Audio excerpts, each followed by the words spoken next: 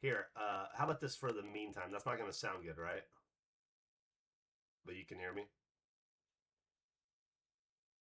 All right. But does it sound good?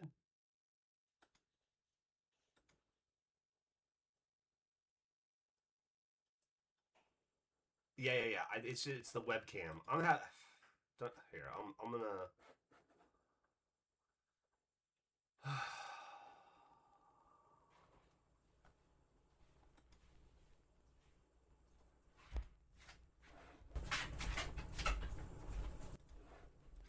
Testing, testing. How about that? Do I sound way better now?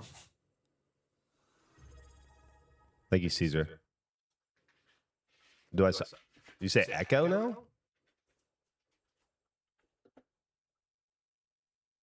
Louder but echo. Testing. Oh, you know what? How about now? I bet that's good. So I had all this set up yesterday. Actually, Friday. I had all this set up. I even thought about streaming over the weekend. And then I tested it again yesterday, as always. And then I came in this morning and the webcam didn't work and the audio was all fucked up. And I didn't do anything different. I didn't even turn the computer off. So I don't understand. I don't know if it's OBS or my computer, although this is a different computer having the same problems as the old one. So thank you for the subs, Geeky Floorboards. Anyway. Can't stay long. Just got off work. What's up, Hazardous? Thank you for the sub, official Chris Havoc. Been away at a work conference. Happy to be back. Hell yeah, Mr. Sister Fista. So, things to work on. Obviously, the shelving is a mess. I'm still unpacking. You wouldn't have believed what this room looks like. It actually looks really good from this this side on. Believe it or not. It's very well decorated. You just can't see any of it. Thank you, Queef Wellington. So I got to work on the background a little bit. I got to get the camera straight. This, I don't like the angle of the camera on this monitor, but it's way too tall on this monitor. Let's see. Yeah, it feels like I'm... That's not too bad.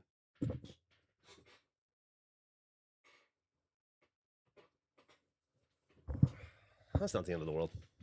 We'll do that.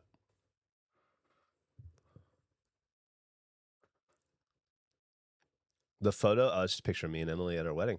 I can't zoom the camera in or take it off the wall. How's everybody doing? Happy belated birthday. Thank you so much. Yeah, everybody, thanks for, thank you for, in advance, thank you for any Father's Day or birthday wishes.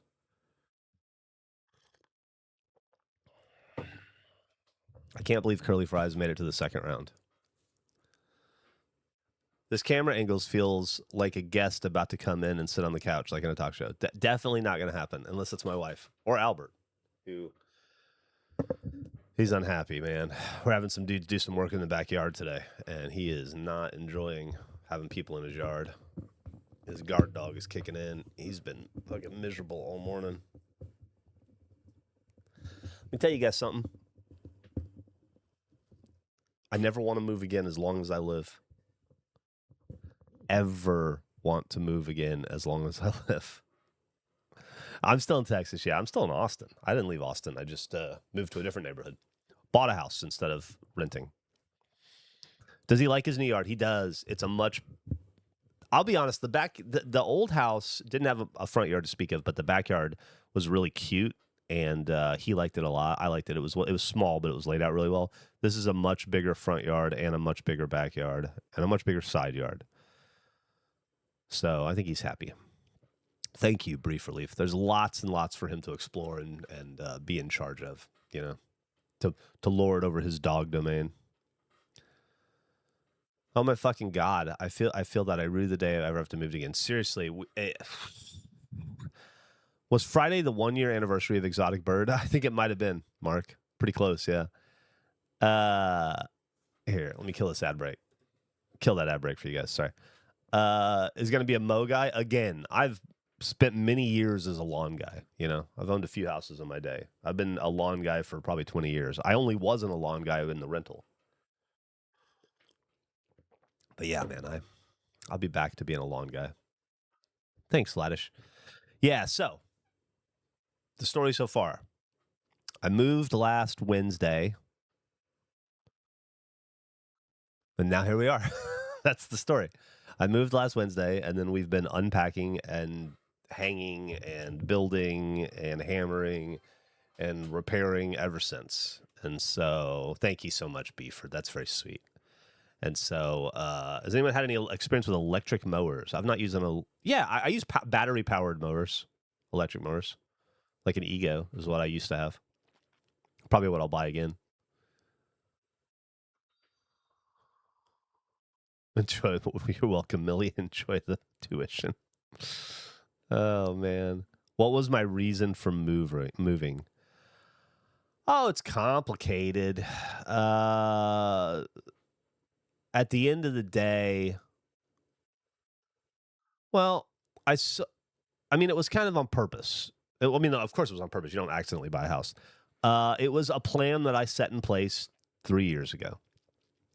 Emily and I thought we were going to move to Michigan, and we wanted to sell our house to be freed up to do that. Then, when Rooster Teeth ended, it seemed like the perfect opportunity to relieve ourselves of home ownership so that we could figure out what our Michigan moves were, but also have some financial flexibility and not end up in a situation where the last thing in the world I wanted was to find a house in Michigan, the perfect place in Michigan, and then not be able to move or buy it because I was stuck with a house in Austin I couldn't sell.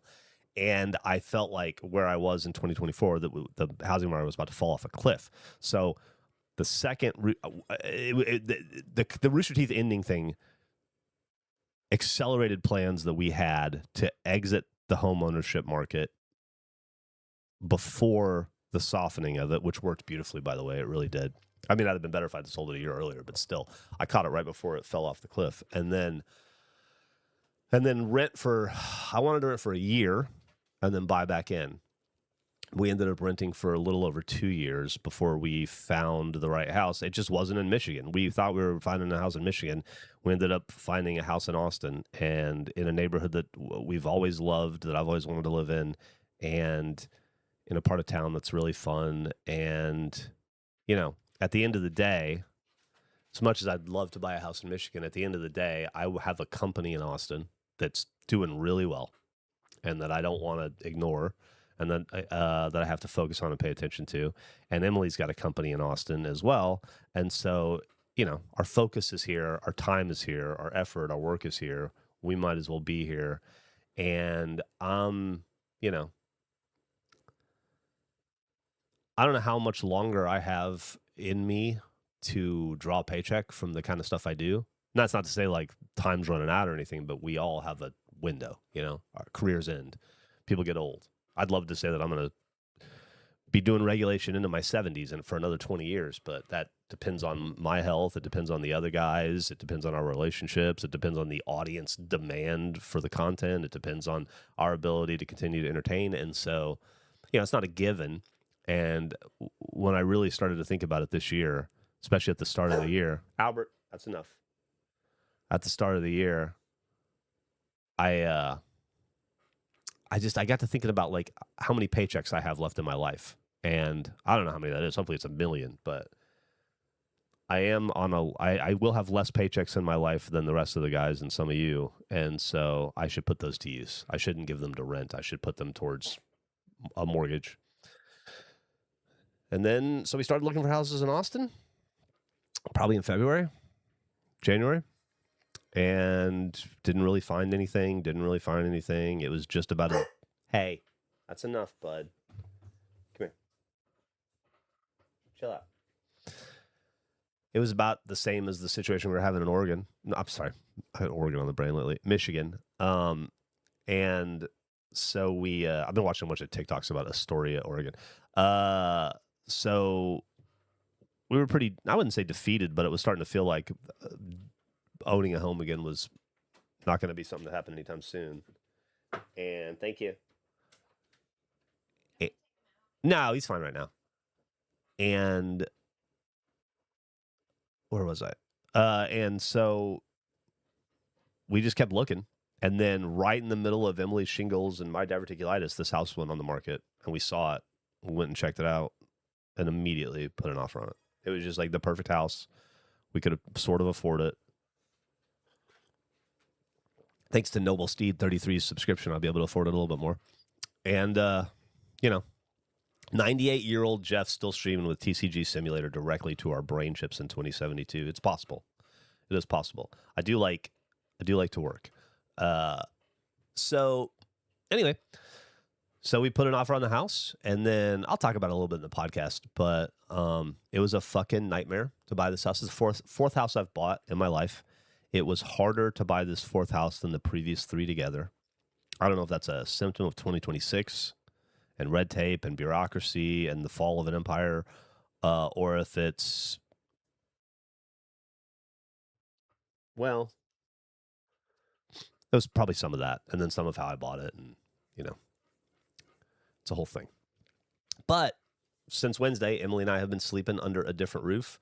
And by the way, if anybody wants to rent a house in Austin, I'm still on the hook for that house, and I still have to pay the rent until I can get it rented, or he can get it. The landlord can get it rented. So if anybody needs a place, I got one. It even has a sofa and a TV in it right now.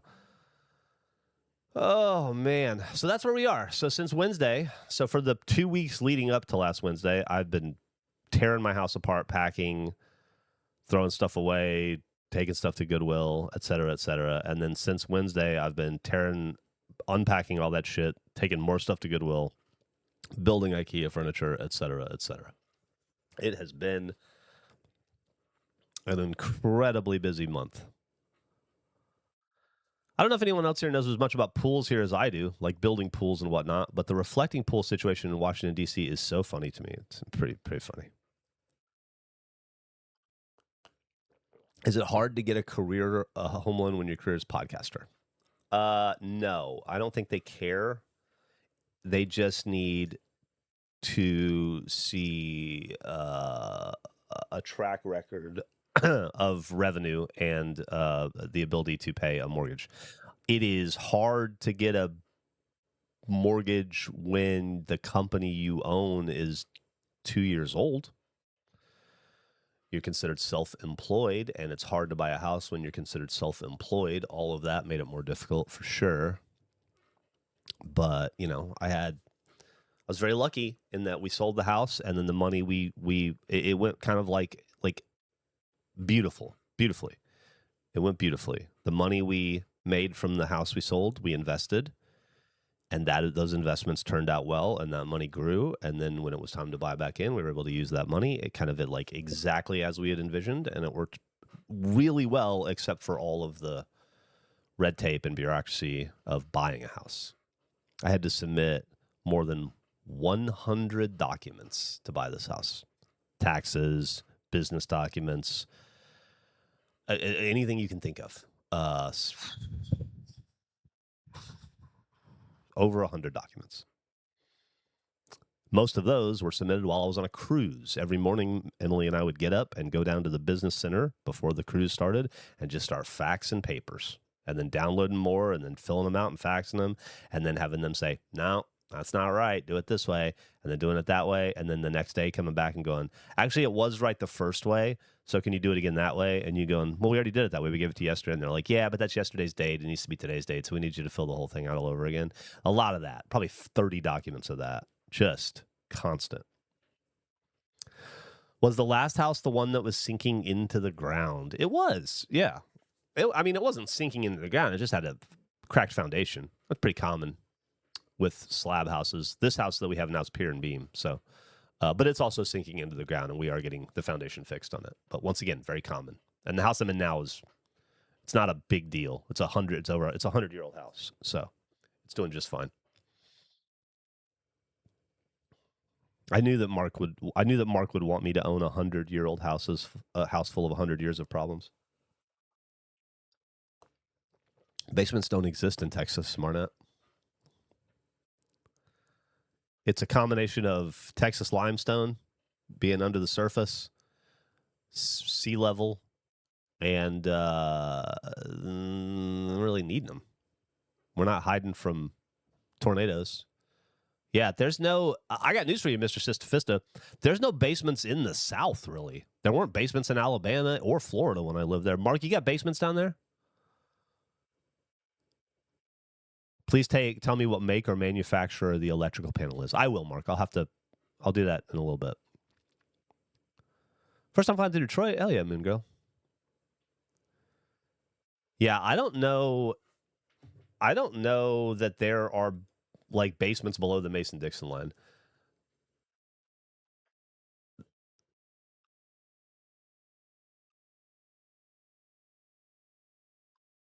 Hey, what's up, Must Love Tacos? I'm going to start and finish your book.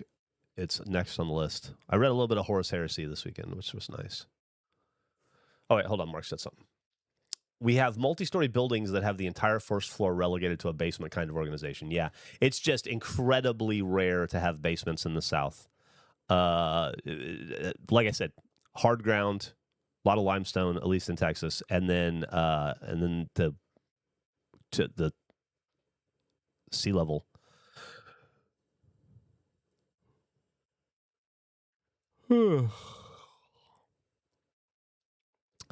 We have basements here in Baltimore. Oh, sure. Yeah, that far north they would.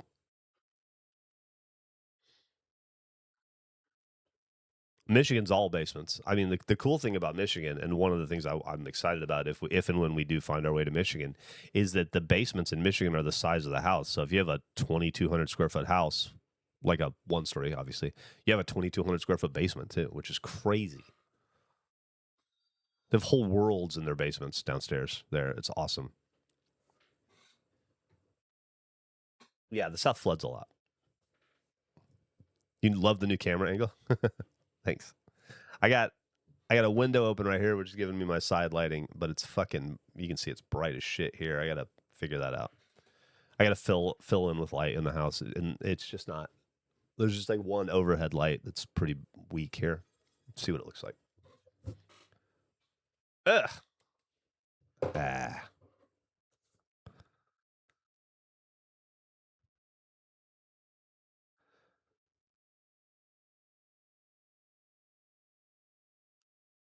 Basement's more home, yeah. But they all flood too. That's a problem. First thing you got to do at any house in Michigan is go to the basement and start. You start your home inspect. Like when you're looking to buy a house in Michigan, you start in the basement and work your way up.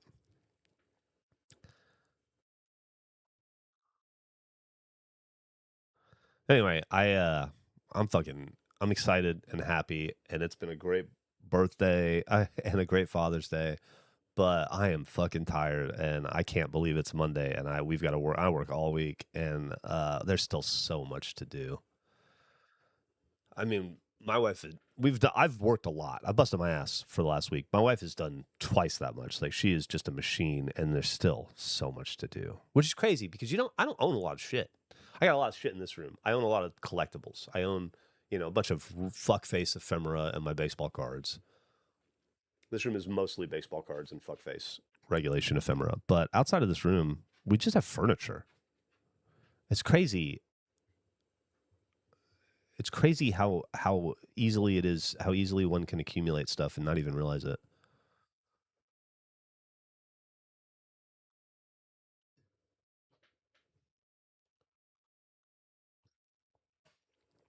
Get on up there, Albert. Take your spot.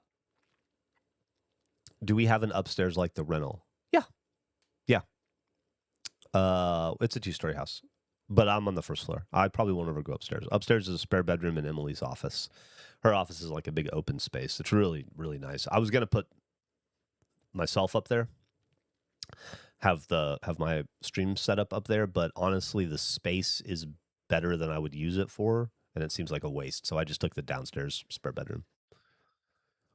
It's a lot smaller and more contained. There you go, bud. You get your face right in the thing. Can't do anything about that. I don't know why I just remembered it. Probably because I just drank some water. But when I was in Austin in 2015, I remember all the water I was given to restaurants and stuff tasted like ass.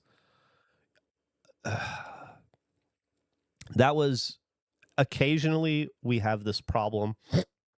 Excuse me. Occasionally we have this problem in Austin, Mark, We have these things called zebra mollusks, and they get in the water supply, and they're invasive, and they're hard to get rid of. And when we have them, it makes our water taste atrocious. Just tastes like ass. And so like I'd say like every 3 years, maybe 4 years, we deal with it. You must have been there when that happened. Water's fine otherwise. But yeah, the zebra mussels make the water taste bad as shit. And it sounds like we need lion mussels. Yeah. That's funny, Marnette. But yeah. So every once in a while we get those, then we have to boil our water for a week, and it sucks while they clear them out. But apparently they're impossible to get rid of. Kiki's got an angry baby.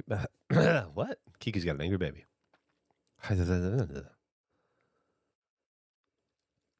Are zebra mussels edible? I don't know. I assume so. I assume so. Zebra mussels, zebra mollusks. Is that different? I don't know. Zebra mollusk, zebra mussel. I don't know. Whichever one. I don't know if those things are different. Zebra mussels, yeah.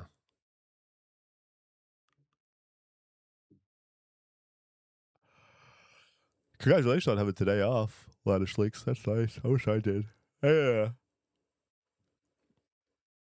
They're experimenting with pesticides for zebra mussels in Michigan, yeah. So they're extremely toxic. They just filter things from their environment. Yeah. Good calcium. There you go.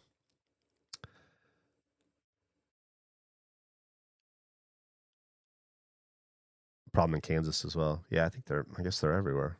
We're all dealing with it. You ever watch the chef reactions guy on Instagram? I feel like you guys would be friends. Yeah, he's from Detroit, I think. I've watched this stuff. It's fine. It's a little repetitive. It's like the same shtick over and over again, which it is what it is. Like that's a shtick. It's fine. He seems cool. I've never met him. Don't know him, but he seems like a cool dude. I enjoy his videos. I'm annoyed that he got an Allen and Ginter card before I did. Realtor picks. Oh God, Valiant. That is the worst. We did that when we sold the old house, and I've never worked harder in my life trying to get a house ready for pictures. I remember we got the house immaculate, like just beautiful. And the landlord came in and he goes, "This is great. You need to get rid of about 60% of this furniture." And we're like, "What?" And he's like, "It's got to be empty. It's too cluttered. They need to see where their stuff goes. There's just too much stuff here. It's beautiful, but it's too much." So we got rid of 2/3 of everything, and he came back through and he was like, "All right, get rid of this, and we're fine." And then we sold the house. So it worked.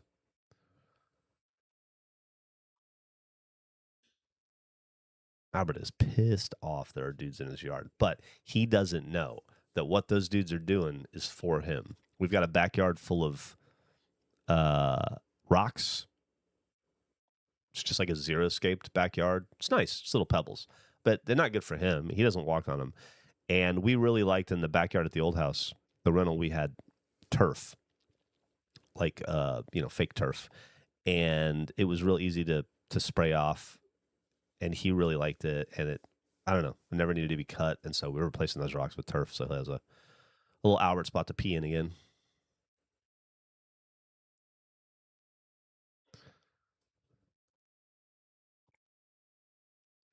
Happy early birthday. Your eldest kiddo is going to be 11 on the 4th. That's awesome, Kiki. Happy early birthday to them. Been a fan of yours since H. Thank you, Trent. Good to see you streaming. Recently lost my job. Now I'm submitting job applications. So you're in the right place, Trent. This is a place for people who are applying for jobs and frustrated and going through the motion and dealing with it. We've had a couple of cycles of that. The beauty of it is that things always work out for the best. If with at least with the people in this community. You definitely have this, but you cannot find a better, Marnette knows, you cannot find a better, more welcoming, supportive community for someone looking for a job than these motherfuckers right here. Not always, says Braxton, man.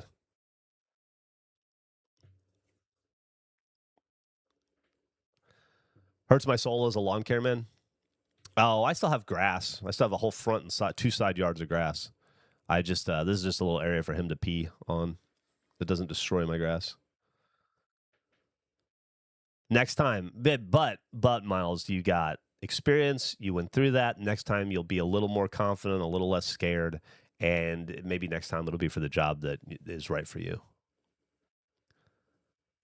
Get into the final interview. That's crazy. It also sucks that there's that many interviews. It sucks that there's so many, like 2 interviews.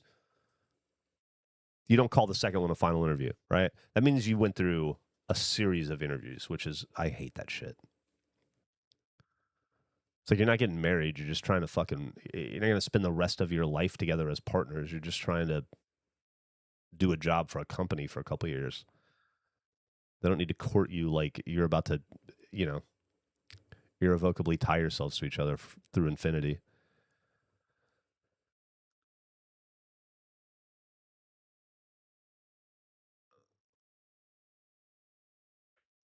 Another online application last night. Might have a job selling weed soon. There you go. Assuming that's illegal.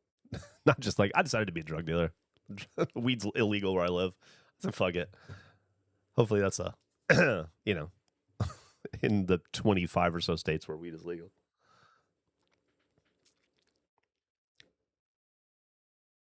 Anyone who can who can do 2 interviews can do the job. No shit. I agree. Like, I have a friend who works in tech. I haven't talked to her in years, but she worked in tech and she had a lot of like high profile jobs. She worked at Microsoft for a long time as a senior engineer, and then she ended up applying at Google, and she went through 6 days of interviews, I want to say, and that must have been like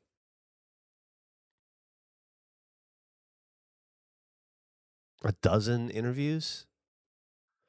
She had to interview with people like HR and all that, and then had to interview with people on the team, managers, then had to interview with people with an adjacent team, and then had to interview with individual team members, and then made it all the way to the end and then didn't get the job. And I can't imagine devoting a week of my life to like dozens of interviews to get to the very end and then have somebody go, Bill didn't like you, so we're going to look elsewhere. Also,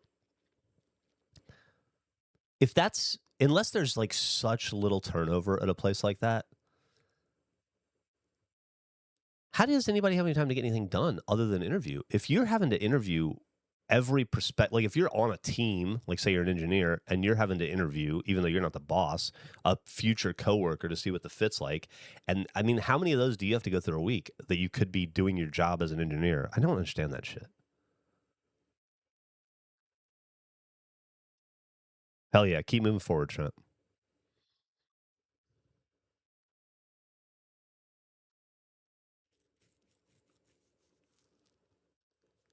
Speaking of work, last week, the startup company I was working with had officially launched. Hell yeah.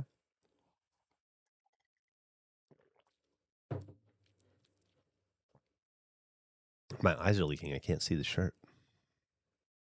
Glad I'm not a part of the interviewing process. It just keeps swimming, Trent. That's right. Listen to Dory. I've been out of work for a pretty long time. I spent my younger days working on cars, and now I'm too beat up to get back into it. I hear that. Making a change in careers has not been easy. VA disability. Fuck. Sorry, strong foot. VA disability payments really helped me take the time to rehab my body, though. Thank God. Hey, and thank you for your service. I'm glad to hear the VA is working for somebody. You have a different background. I do, Kiku. I do. I need to.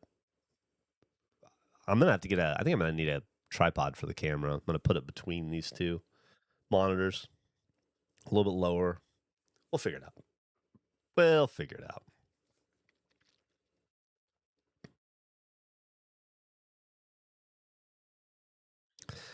Some good news though. Our small business went off with new inquiries, and we got 2 new orders from new customers. Hell yeah, Miles! Congratulations. Albert's a good boy. He's hiding his face behind the mic arm. He's mad. He's mad. He doesn't want to be in my office. He wants to be out there barking at the guys in the backyard.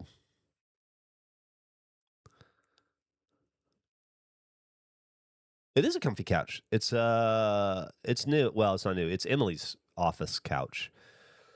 I didn't take my little green one with us during the move. That thing's old, and it popped a spring in the middle and is kind of beat to death. And so we decided to move on from it. And she didn't have room for her little couch upstairs. She's getting a bigger one, and so I got her hand me down.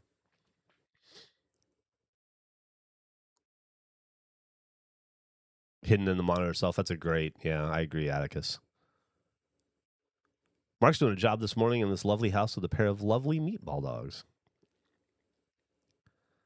Regulation Moon Girl wants a side hustle. Man, I'd like to go to Seoul someday. I'm jealous you get to go.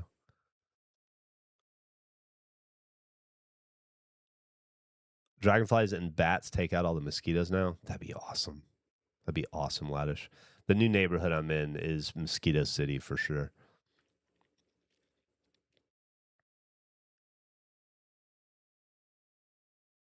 Couches are so expensive now, Kiku.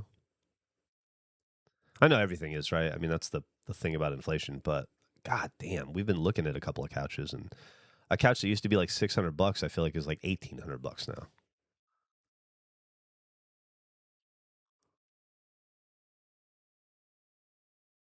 That's sweet, strong fit. And they suck shit too. Yeah.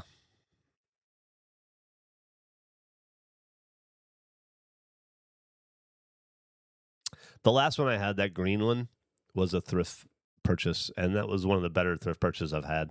That couch lasted me like 8 years.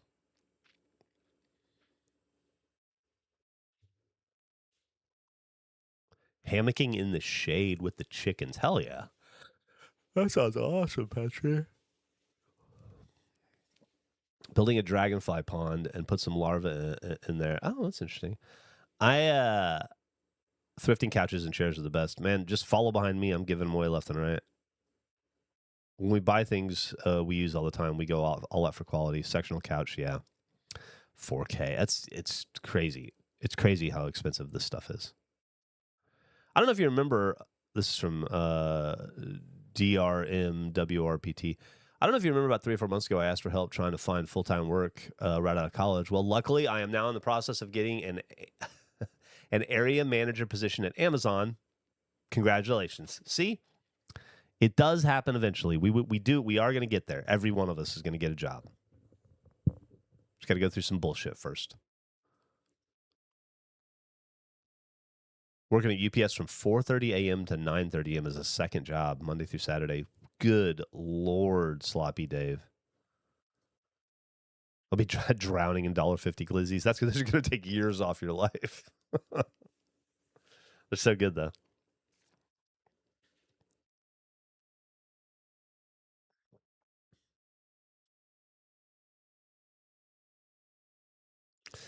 Yeah, it sucks when somebody gives you something really nice, but you don't have the space for it.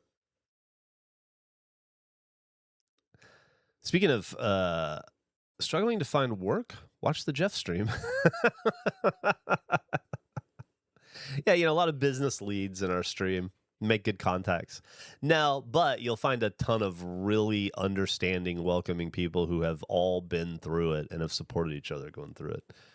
The thing that brings me back to the stream, as a job, but the thing that brings me back to the stream every morning is just how uplifting and supportive you guys are with each other. Like, I genuinely love hanging out and talking to you guys and playing video games with you, and I feel like we've got a real friendship going here. But I really enjoy when you guys are just, I don't know, bonding and looking out for each other. I think that's the coolest thing in the world. Not enough of that in the world.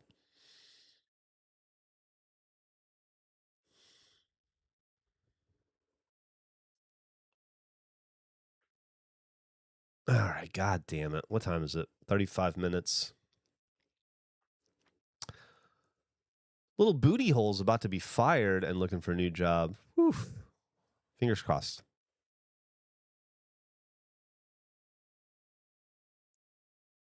No more angry baby? Nice.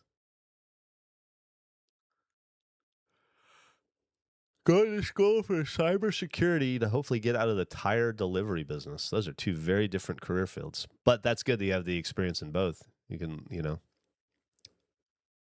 lean on either one depending on the market. It's a pivot.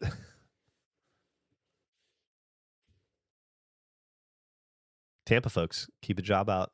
Keep an eye out for jobs from Ferguson. Oh shit! Here we go.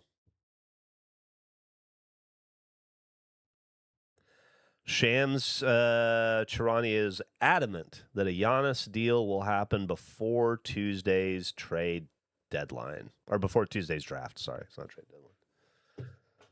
Man.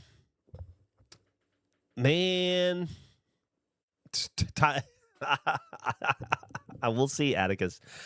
Everything that I'm reading over the weekend, I was fully, to switch gears a little bit, but I was fully convinced he was going to Miami. I'm like, that it is such a Miami move, and it's such a, you just see it happening. You're like, of course he's going to go to Miami. It makes total sense. And you feel like Boston is a MacGuffin, you know?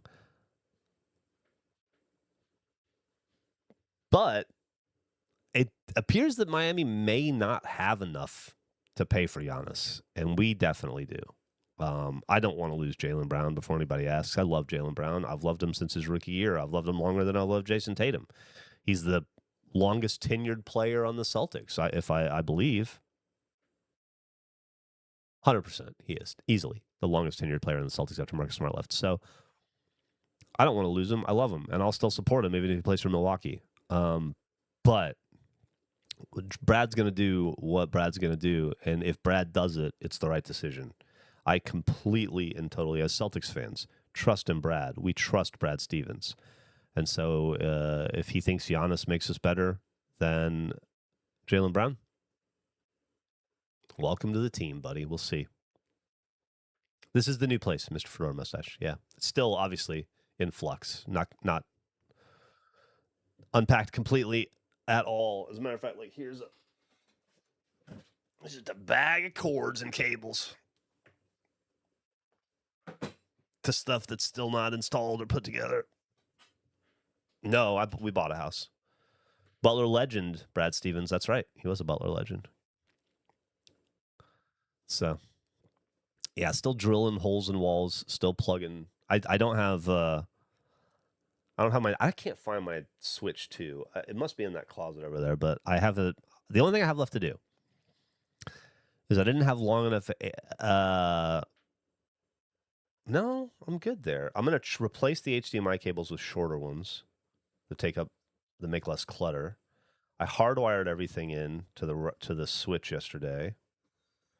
Yeah, the only thing I have left to do is to hook up my PlayStation and my Nintendo when I find it, and then I bought a new HDMI switcher that actually works. I've been dealing with a piece of shit one for years, and so now through this remote control, this is how we're set up. This is gonna be good. So through this remote control, I'll be able to HDMI switch between PS5, Nintendo Switch, and Xbox instantly, easily, without having to change wires and unplug stuff because it doesn't work like it's supposed to. So we might play some different consoles a little bit here and there, but I also bought a new monitor and set it up properly. So now I have a dual monitor setup, so we can play PC games. So we can finally play PC games. It's just like a Samsung monitor, Samsung Odyssey monitor they were selling at Costco. It's not the best monitor in the world or anything. It's just much bigger, and it has more ports on the back of it. I had a little old 25-inch Dell that I'd been using, and this one's 29 inches, I think, so it's fairly, I can see it, and I can connect it into my ecosystem easier. I feel like Giannis' price realistically should have gone down a little bit. I think it has gone down a little bit. He's in his 30s. He's spent the last 2 years dealing with repetitive injury issues. There is some, I would say he did some damage this last year publicly with how he seemed desperate to be traded by the Bucks, but also desperate to be the good guy. And like I think it left a bad taste in a lot of people's mouths. So I think his stock is down a little, but he's also 31. So, you got like 3 years of healthy Giannis ahead of you, whereas Jaylen Brown I think was 29, so you probably got 5-6 years of healthy Jaylen Brown. But is 3 years of healthy Giannis worth more than 5 years of healthy Brown? Probably. If it's a title, probably. Is that a mini fridge behind you? No. You mean this? That's just my table that we did the card openings and stuff on, folded up and wrapped in cellophane. Wrapped in plastic. So that'll just be, I need to unwrap it, but whenever we want to do a puzzle stream or a card opening stream or something, I'll just pull that out, pop the sides up, then we can put the other camera on it and we go. Although I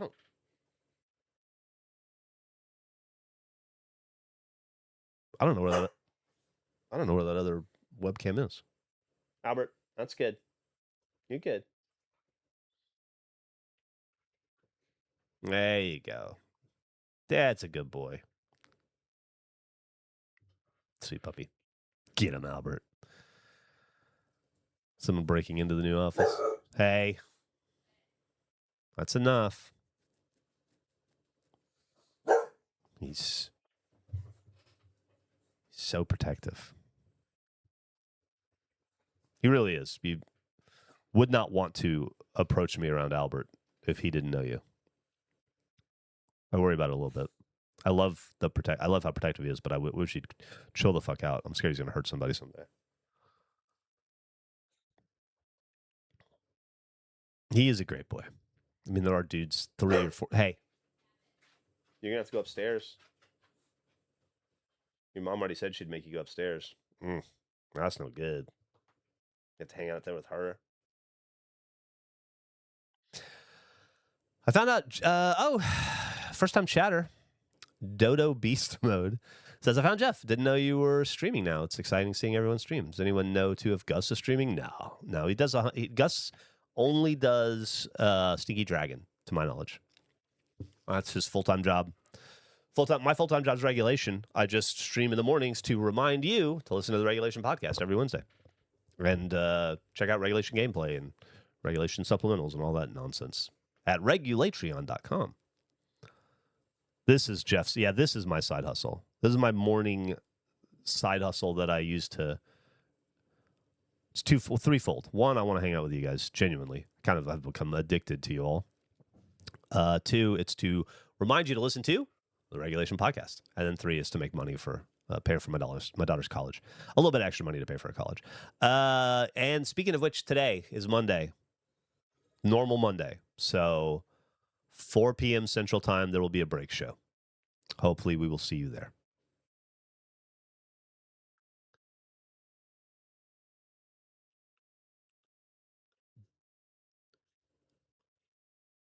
I'm about to break. I think we'll have Gavin at the break show today, hopefully. And if so, I got a bunch of stuff I want to open with him. I had a similar thing to you with the confidence in hitting the baseballs. In my case, it's scoring from the 2-point line in Gaelic, which is 40 meters from the goal. It's been 15 years since I properly played. I told them I'd be able to play for the ball to go for a pitch and even got them ice cream. Hell yeah. Too much energy. This is more my shtick. The break show has too much energy? Just a lot of Eric yelling at me and me getting too excited about something to speak. Hell yeah, Laddish. Why is Gavin not coming anymore? He just was out of town for a while. He just wasn't around to come. He's in town now. I assume he'll be there, but I haven't heard. I don't want to promise that if I haven't talked to him yet today.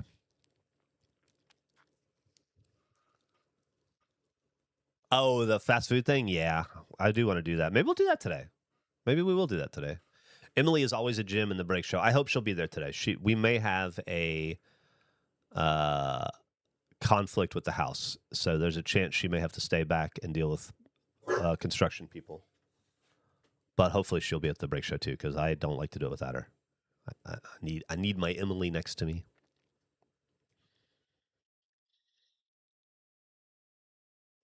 I'd be willing to bet Gav is the busiest guy of all of them. Eric and Nick are pretty busy too. I think Andrew and I are the least busy, honestly. And if I wouldn't do shit like buy houses, I wouldn't be very busy at all.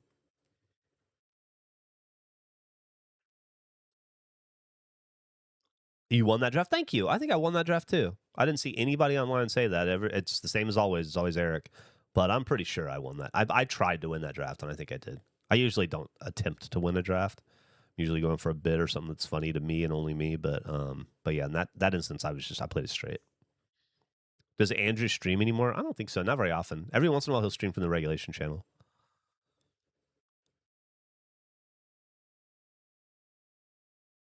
If there are still plans for a Sunday driving series, it's in the bit barrel, I think. So if we ever pull it, we'll definitely do it. Yeah, he did those surprise kiln streams. I think he did 2 of them, maybe, or maybe more. I see them in the YouTube.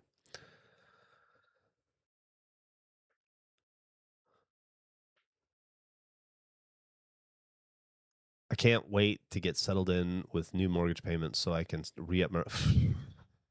Same.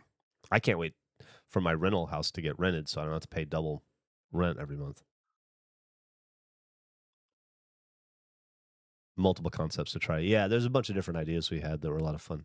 They're all in the bit barrel. I don't remember them all off the top of my head now, but I know they're all written down and in the bit barrel, so they're there.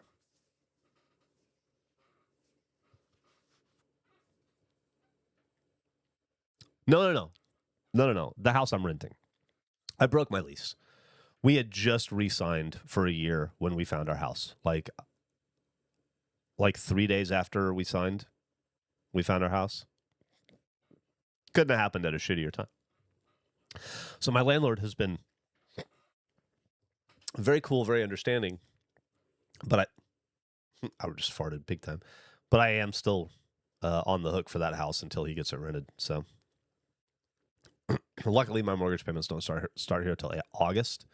So hopefully, in the month of July, he can get that house rented, and I don't have to worry about it.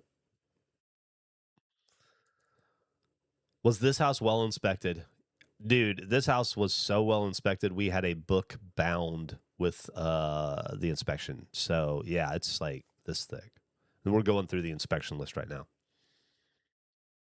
We've had plumbing done. We've had the garage done. We've had security done. Electrician ghosted us. Need to get back on that. Foundation work going.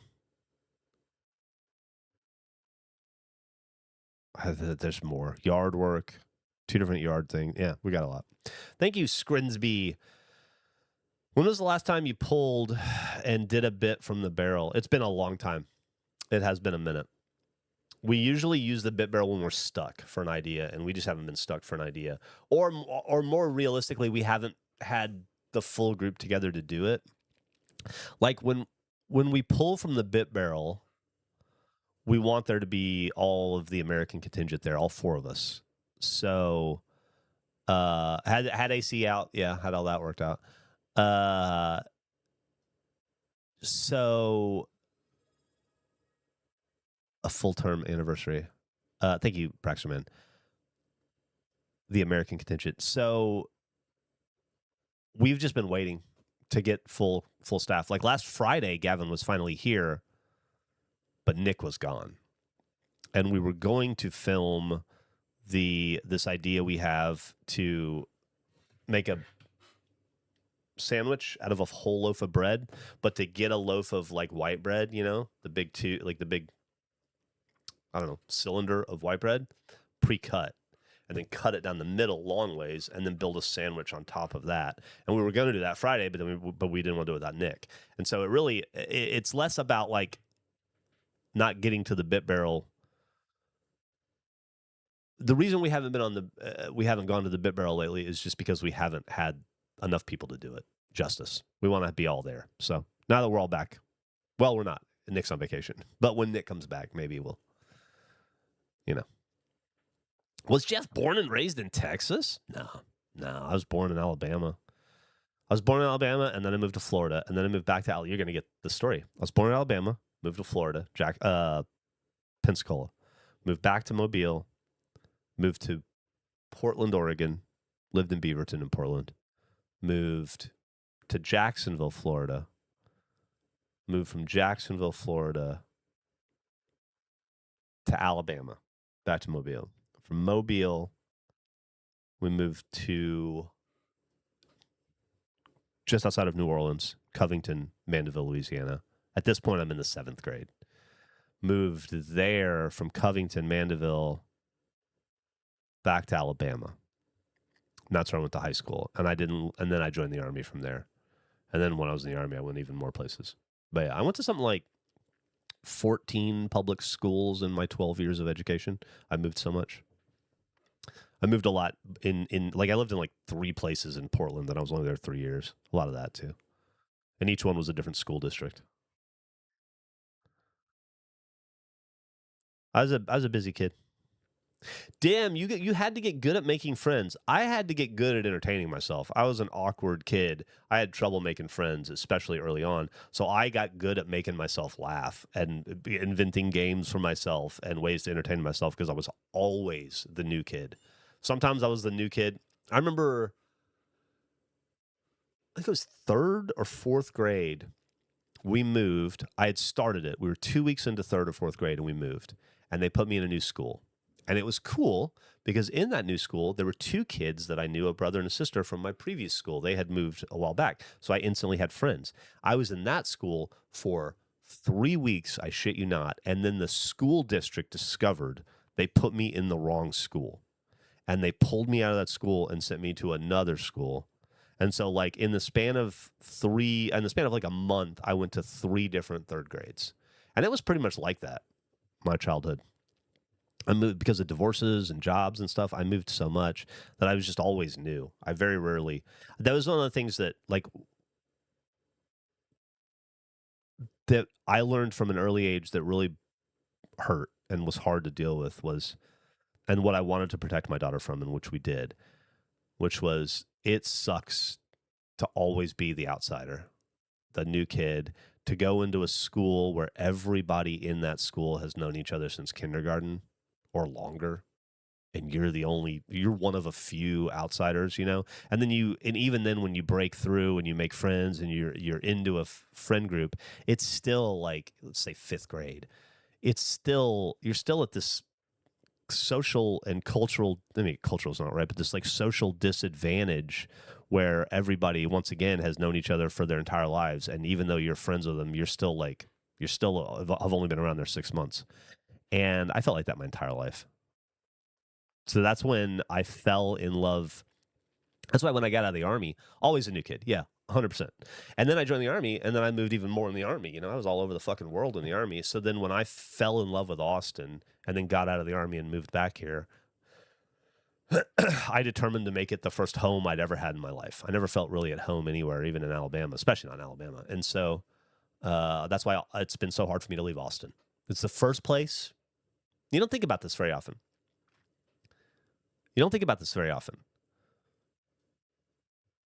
You definitely always feel like an outsider if you are one, too. You don't think about this very often. But when I was 23 and I moved to Austin, that was the first time in my life I chose where I was going to live. Your parents make those decisions for you until you're 18. Then you go to college or wherever. Maybe that's just a choice you make. More than likely, you just get accepted and go where you get accepted. So I guess it's your choice in the sense that you submitted or applied to that school, but you go live there and then you begin to figure out where you want to live. But like I moved a billion times with my family as a kid, and then I joined the Army, and the Army moved me a billion times. So when I finally had the choice at 23 years old, I finally had the choice to pick where I wanted to live. I chose Austin and decided to make it the first home I'd ever had in my life. And that's why I've been here 30 something years, and why it's apparently impossible for me to leave. Luckily, as a fellow new kid in the early years of high school, I had Drunk Tank to listen to. Oh, that's sweet. Thank you. People call me Butters. London was the first place I ever felt at home. It's a weird feeling once you finally get to control your life. It really is. It's an intoxicating, wonderful feeling. Having power and control over yourself, especially after it was, you were under the control of your parents your entire life, and then right after that, I was under control of the military for 5 years. So it was a long time coming when I finally had a little bit of agency and freedom. You've never left Nebraska. Well, it is the name of the best Bruce Springsteen album.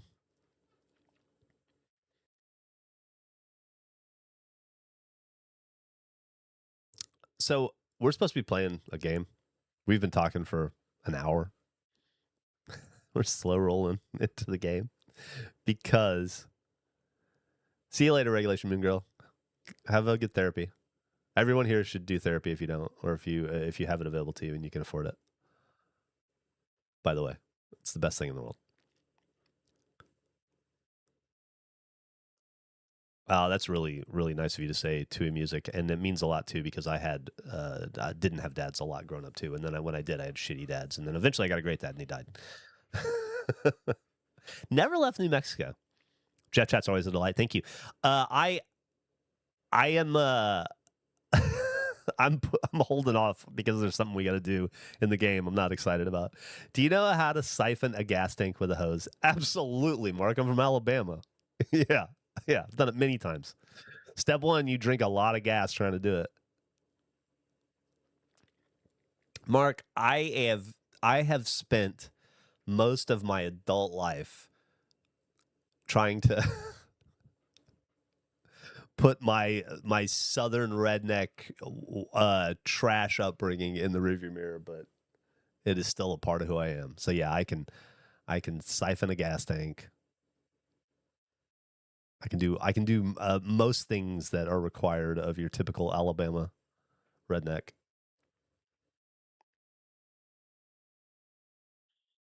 Arctic tundra, a life skill.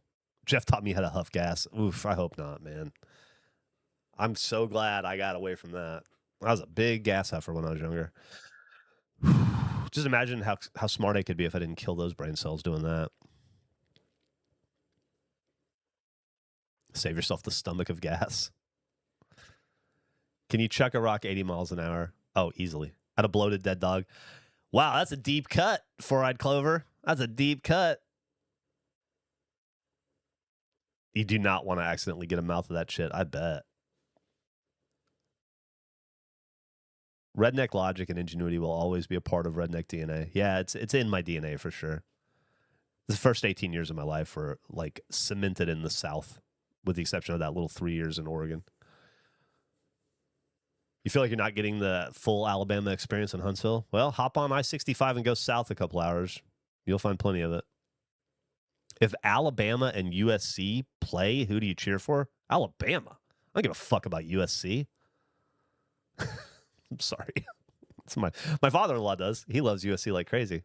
I support him, but yeah, I'm a Alabama fan. Although I got to be honest with you, the end of the Saban era really, I just haven't connected with college football since. I still pay attention, but I wouldn't like pay attention. Nothing like I do with basketball or hockey.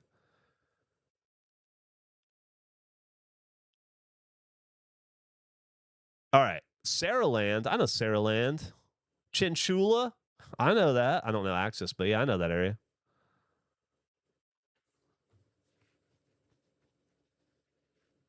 No, the story of all the Alabama stories that I can remember, the dead dog inflates itself to the top. Yeah.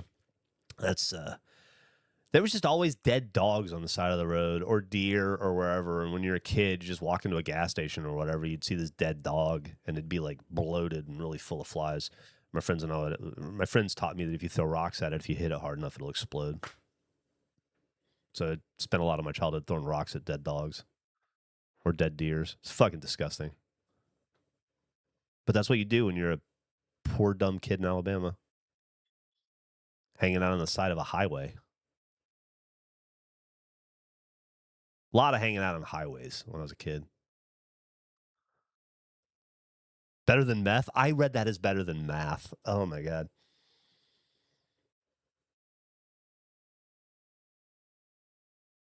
Almost hitting a car, running them into a ditch when you drove off. Oh, it was worse. It was a mom, too. She was like going to get her. I don't know. I don't think her kids were in the car yet, but it was in a mom in a van.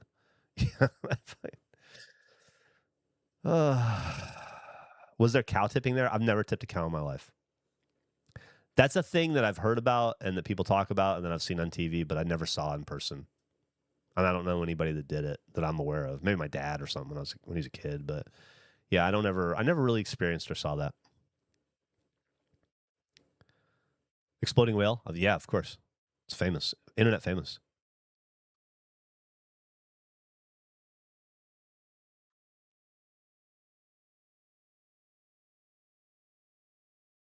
Counting cows for the government. I vaguely remember that. Okay, so I can't put it off forever. At some point, we need to go into the game. Here's our problem. Oops, didn't mean to do that. Here's our problem. Hold on, I'm peeping out right there. Here's our problem. I got offered a trade. All right, just to let you guys know to catch you up where we are, what we've been doing. We've been playing my NBA mode in NBA 2K26. I've become the general manager of the. Just catch you guys up if you missed last week. I've become the general manager of the Boston Celtics. I've replaced Brad Stevens, who is, I think he's probably still president of basketball operations. So Joe Mazzulla is still the coach. The structure is completely intact. However, in this GM mode, we did a fantasy draft, so I had to draft a whole new team. So the Boston Celtics, you know and love, of Jason Tatum and currently Jaylen Brown and Derek White and Peyton Pritchard, and actually I have some happy surprises for you on some of those. Those aren't guaranteed to be Celtics. We did manage to pull 3 or 4 Celtics back onto the team, but our best player is Tyrese Halliburton. Our second best player is OG Anunoby. It is a weird team. We also have DeAndre Hunter, who has been awesome for us. Yesterday I loaded the game up. I was testing everything. I did one game. I simmed one game just to make sure everything worked before today, which obviously it didn't when we sat down. Audio didn't work. Webcam didn't work. What the fuck? However, played one game or simmed one game. We won, and then I immediately got this trade request. And here's the problem. I would not want to trade DeAndre Hunter for Russell Westbrook for age alone. But I only have DeAndre Hunter for 2 years. He's young, and I'm paying him $23 million. If you look at the salary cap here, you can't really see it because my face is covering it. We are $47 million in the hole. We have a net. We are $21 million in the hole on our net salary. If I trade DeAndre Hunter, who's not even a starter, for Russell Westbrook, statistically it's a better trade, but I'm saving $21 million, which will get me halfway to being under the cap. So the problem I have is that when I traded Steven Adams, it caused a ripple effect that threw my team for 10 games. Hunter has been clutch for us, but he's expensive. And I think I got to do it. And I don't want to do it. I don't want to do it, but I got to do it.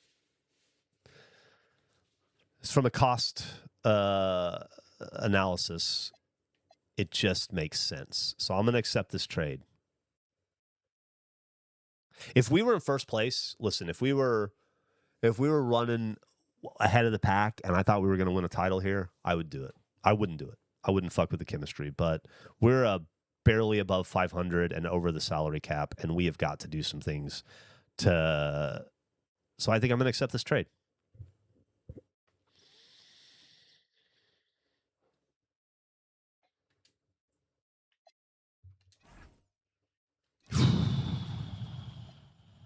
How do I do the mentorship thing you were talking about to get badges?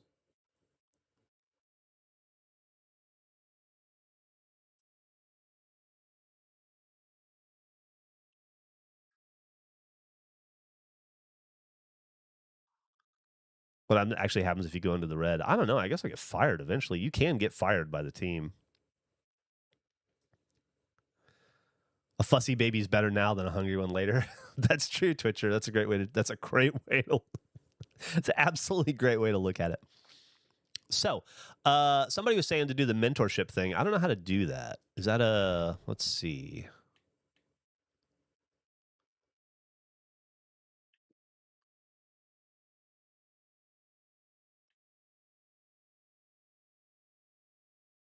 Player mentorship. Player mentorship allows veteran players to pass along their badge progress to young. Oh, this is great. Okay. So first, select the player you want to learn. Okay. Then select and choose the mentor you want to pass along badges here. I see. Finally, pick which badges you want the mentor to pass along. Okay. So, I want to get... Aaron Holiday just got traded, I think, last night. I want... All right. Who's our youngest player? You know what? We're going to have... We're not getting...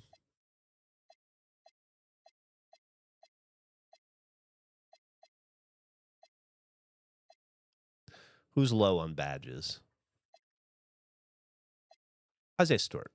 We're going to mentor, select mentee, and then who's going to mentor? Who do we have that can mentor Isaiah Stewart?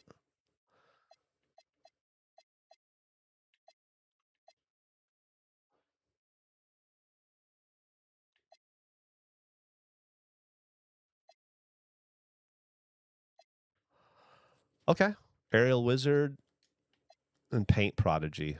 Let's have... And Rebound Chaser. Okay.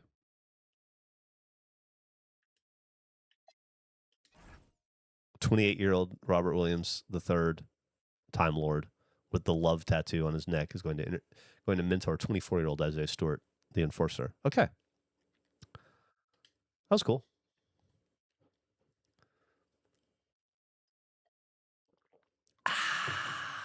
Okay.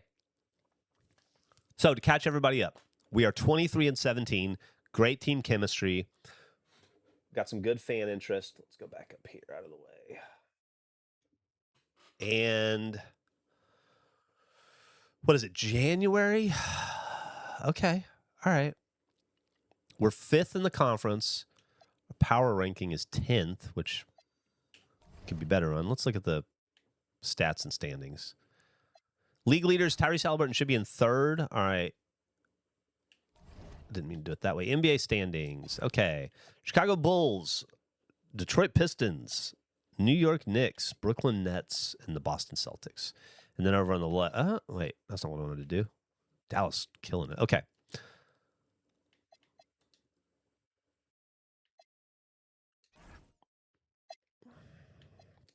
We'll do like we've been doing. We sim the first 3.5 quarters, and we come in the 4th if there's a point.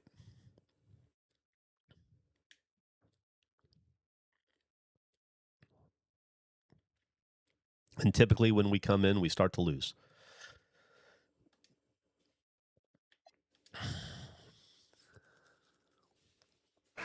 We're going to jump in here, up 3.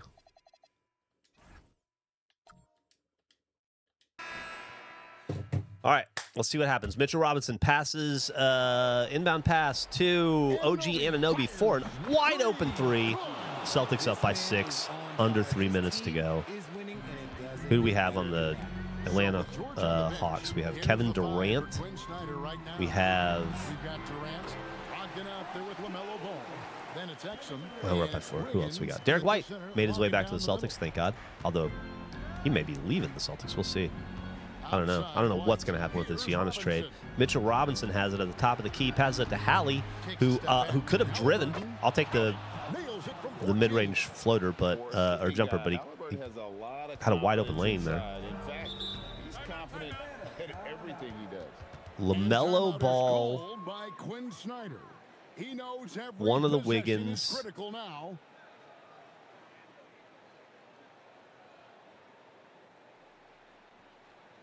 I don't recognize that guy. We don't need to sit through this. Thanks, Gatorade. Atlanta making some changes. Bobby Portis is checked in for Wiggins. George comes in for Dante Exum. And Wallace Isaiah Stewart's out. And the Celtics also KD. Konchar's checked in for Reed. Let's go to the sideline and see what Allie LaForce has done for us. Allie, take it away. I can't believe you missed that. Hey guys, well, Quinn Snyder was just reviewing the plan with the team. He told his team, once you grab that the Gerald rebound, Wallace? run with the ball. Don't give them a single second. Bobby to Portis rest. Jr. plays You for the control pace Hawks. of You this can game, have him. not them. Guys, As a player, I do not care for. All right, Allie, thanks. Now White. Derek White versus LaMelo Ball. I'll take that all day long. Not that time. It won't go. Paul George plays for the Hawks now? I thought he was somewhere else. Maybe there's been some trades. From Durant. Big-time players make Mitch Robinson body Lamelo there. Hell yeah. He lives for these opportunities. Now White. Robinson sets a screen for White. Simmons would rather, hold on a second. Three. Bill Simmons would rather trade Jalen to New Orleans or the Clippers than for Giannis. Now Halliburton. I mean, it's a bit of a risk to trade for Giannis. He's 31. He's on the wrong side of 30 for what he costs. And he's had some real weird injuries the last 2 years. So it is a gamble, especially considering Brown has been fully healthy and he's 29. And he's homegrown and we drafted him. But things have definitely gotten weird. Things have unfortunately definitely gotten weird. Speaking of weird, Kevin Durant as a Hawk is weird. LaMelo Ball as a Hawk is weird. John Conchar as a Celtic is fun. All right, up by 4. 2 possessions. 2 full possessions left. Conchar's going to sink these 2. And your Boston Celtics will be up by 6. And all but, well, I wouldn't say out of reach at all, but.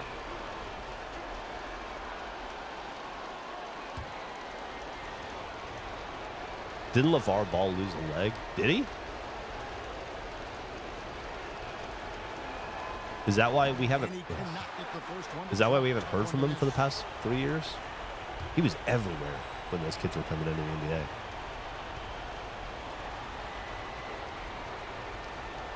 Who are my top 5 players of all time? And the second of 2 is good. That puts them up by 5. I don't know. Marcus Smart is my favorite basketball player of all time. Probably Dennis Johnson. Rajon Rondo. Along with Hall of Fame talent, KP is just clutch. Guys are not going to be Larry Bird. Chris Paul. I really like Evan Mobley. I don't know if I'd make him consider one of my favorite players of all time, but I'll tell you who I think I'm going to be a fan of is Stephen Castle. I think I might become a Castle guy. I might start collecting his cards. That sucks. That fucking sucked. And we've got a timeout from Joe Mazzulla. Game audio, yeah, of course. There's no room for mistakes. How's that? Is that better?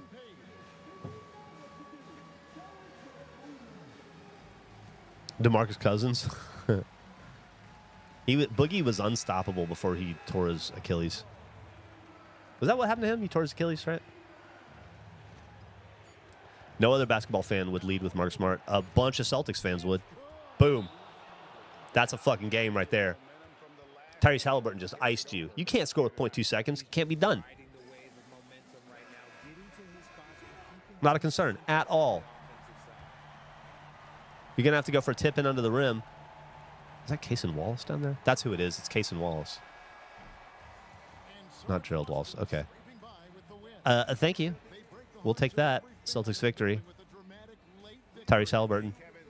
The other number 0. So weird. The Halliburton. I hear that Jerry West guy is good. He was great. He was great at getting beat by the Celtics. I'll tell you that. How many times did we beat Jerry West in the finals? How many times did he beat us in the finals? I think 0. But yeah, everybody loves Jerry West. He's the logo. All right, Tyrese Halliburton had 30 points, 4 rebounds, 8 assists, 3 turnovers. Not great from 3 tonight. 4 for 15? Jesus Christ. Oh, you can't see. Well, you can see who it is. Russell Westbrook in his first game, 27 points in 25 minutes. That's a OG Anunoby with 25 and 10. I don't think we've had a triple-double on the team yet. Whoa, that's crazy.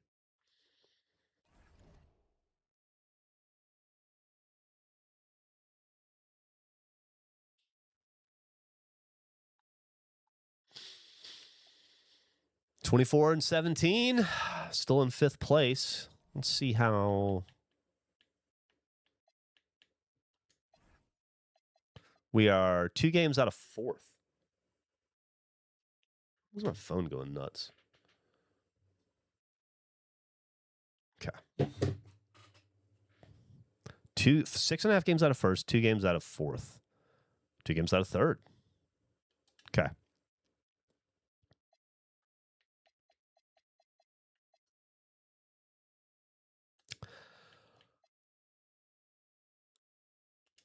Today we play the Pistons.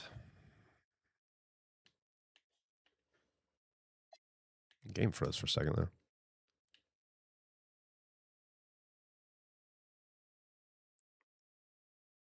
Is there any team that's a powerhouse from the fantasy draft? I mean, we're going to lose. Might as well watch it.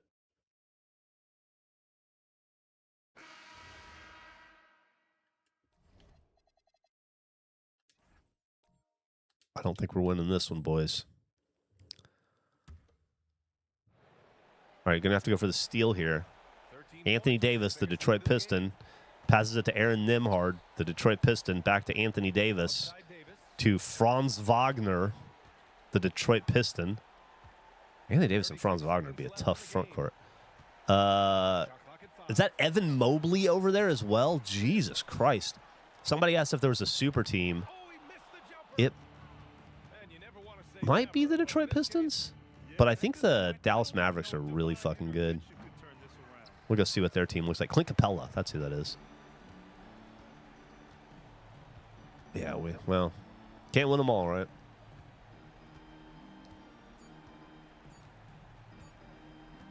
I got my first triple-double with my player last night. 40, 10, and 23.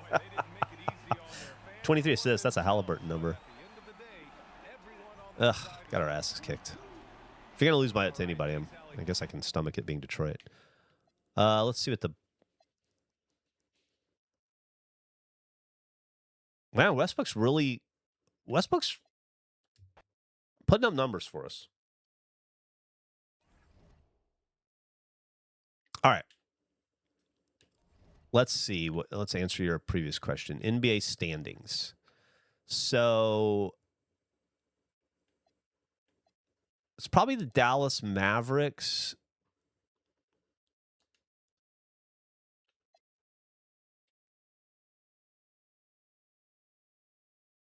How do I see their roster?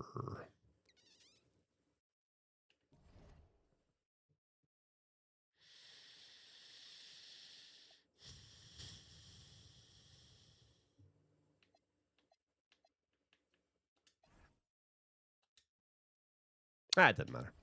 We'll play them soon. Pacers.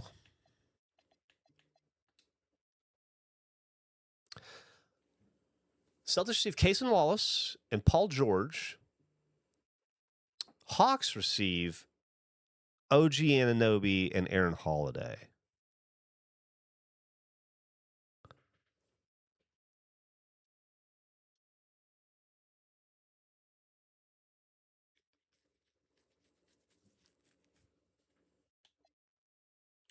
I'm not doing that, and I'm not going to entertain it. Oh, we lost that game. What? Oops. I didn't mean to send through the game. Shit. Trade offer.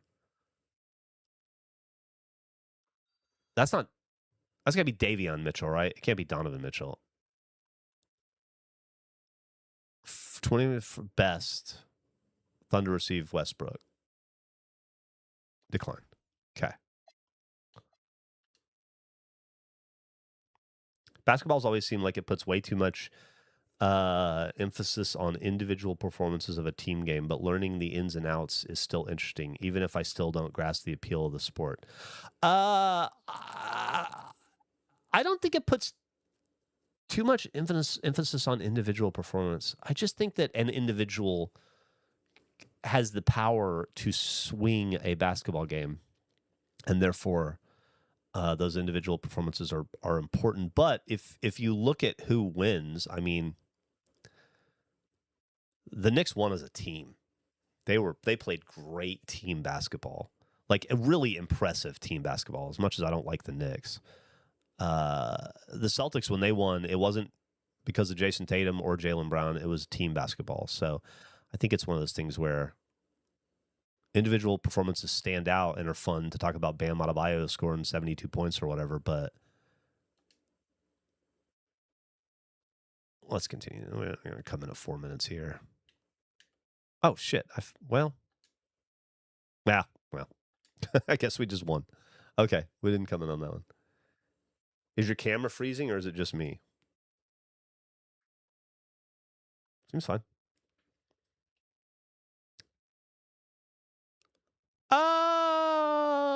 I mean, Brunson hit some clutch shots for sure, but I wouldn't say, and he's definitely the MVP of that team. But I wouldn't say it was Brunson that won that series. I'd say that was a team effort all the way around.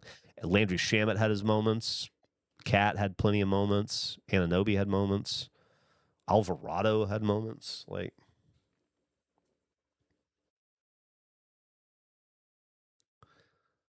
a single player can have the most impact, but also still need a decent team to win. Yeah.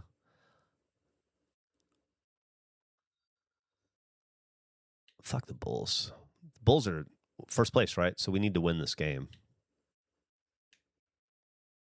And we might.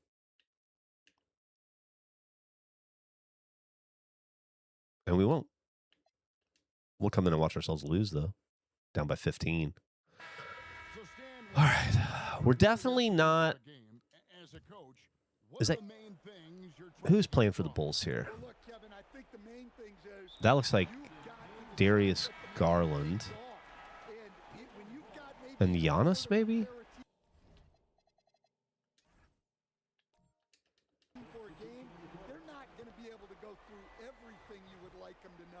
But you got to decide. You got to prioritize. These are the 2 or 3 things we got to get done today. Individual has the power to swing any game of any sport. Basketball pundits and media at least tend to put so much emphasis on individual players and rarely, if ever, talk about team play. Like in football, we talk about individual performances because they can change a game. But we talk more about the team play. Yeah, I just don't think... I guess I'd have to disagree with you, Ryby. I watch a lot of... listen to a lot of sports media, a lot of basketball-specific sports media, and, you know, there are elements of that, I guess, on ESPN or whatever, but I think team play is pretty prized and important, and team chemistry is important, and I guess maybe it's just the media you consume versus the media I consume, but I definitely don't think that that's... At least in my experience, that's not the case. Might just be the podcasts I listen to. What is Cookie Clicker? I don't know what that is. That's true. It's okay not to like a sport. That is 100% true. Like Burn Dog, I've gotten into hockey. Loves hockey. Not crazy about basketball. Can't seem to get him into basketball. But that's okay. It's not a sport. Hockey is a sport. I like every sport, but as I get older, I think I like football the least. Bobby Porter Jr. And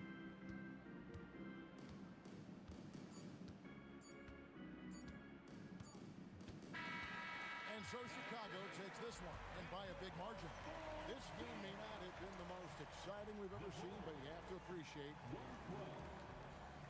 Dropping 2 in a row sucks.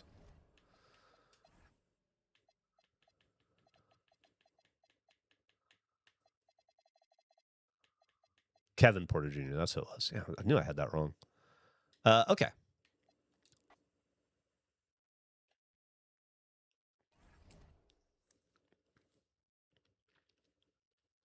Do you think the Celtics are getting Giannis? I think they got a pretty good shot. I thought he was 100% going to the... Or I thought he was like 90% going to the Heat. But I think it's more like 50-50-ish now. He's definitely going to go to one of those two teams, though, I think. Like, there's a lot of rumors that he might go to Minnesota. But I think that the one thing that seems to be true and consistent is that he wants to be on the East Coast for quicker flights back to Greece. And there's no apparently Miami and I think Boston is the closest flight to Greece.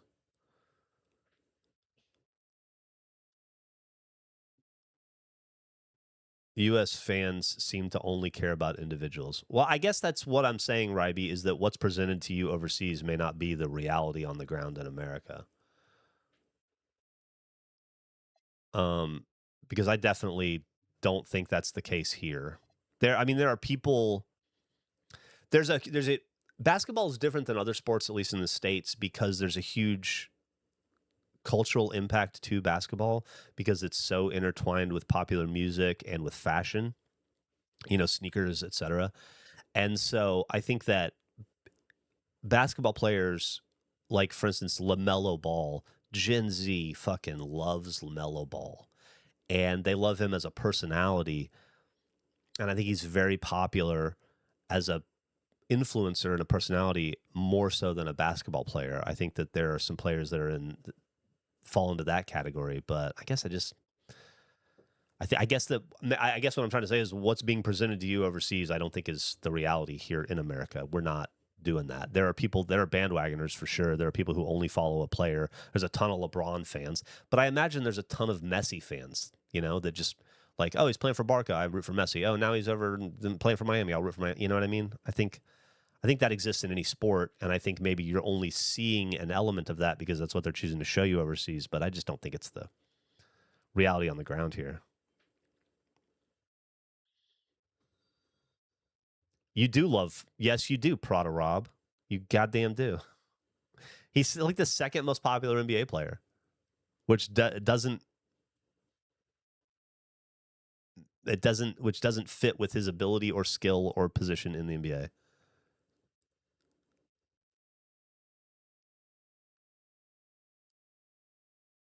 Bismack Biyombo, fuck yeah, Bismack Biyombo is awesome. He rides the bench now, but he had he was. Hold on a second, let me see what my wife wants.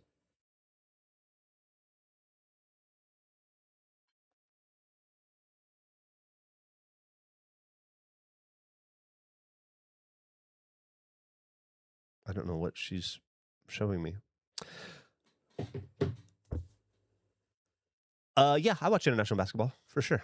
I watch FIBA basketball. If anybody, I'd tell you, if we're talking about non-NBA basketball, can I recommend the WNBA? I watch WNBA games all weekend in the background. WNBA is such a fun sport, and it's in such a good, healthy, exciting place right now that I, more than college, more than overseas, more than anything, I would recommend people watch WNBA. It is a great time to get into that sport, that league. A lot of NBA fans are dogging Wemby after the finals. Yeah, they are, absolutely.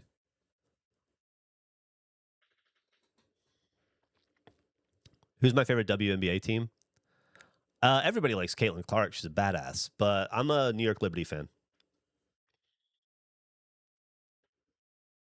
I don't know why. I just am.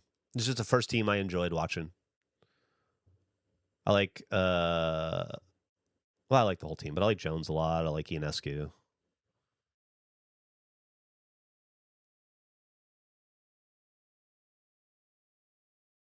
So, any NBA, WNBA, and college teams you would recommend for people new to the sport? WNBA, I think I would recommend the Los Angeles Aces. Asia Wilson is phenomenal and fantastic to watch. I would recommend Indiana because the Fever, because Caitlin Clark is, man, it's like watching Steph Curry. She's got like Steph Curry with more attitude. She's so fucking fun to watch. And then Sophie Cunningham is a lot of fun to watch too. And there's a bunch of people on. I don't have the roster in front of me. There's a bunch of people. Aaliyah Boston. For NBA, I mean, you can't. It's just there's a lot of teams that are fun to watch in the NBA. Could watch the Knicks. They're the bandwagon team right now, I guess. San Antonio, Oklahoma City, Boston, Lakers. Minnesota's fun.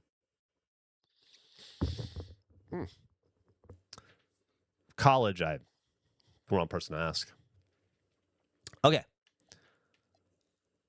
Let's see how we do against the Trailblazers. Oh, you know what I wanted to do? I wanted to, what is this? We're still in January, so the trade deadline hasn't happened yet. So let's look at...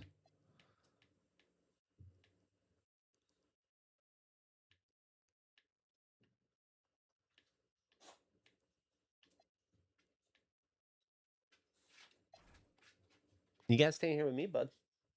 There's no escape. You can't go anywhere. Rob Williams is fucking still hurt. Holiday, Conchar, Sasser. I don't want to get rid of Cornette. I went through all the trouble to get him. Let's see what's available out here for these three.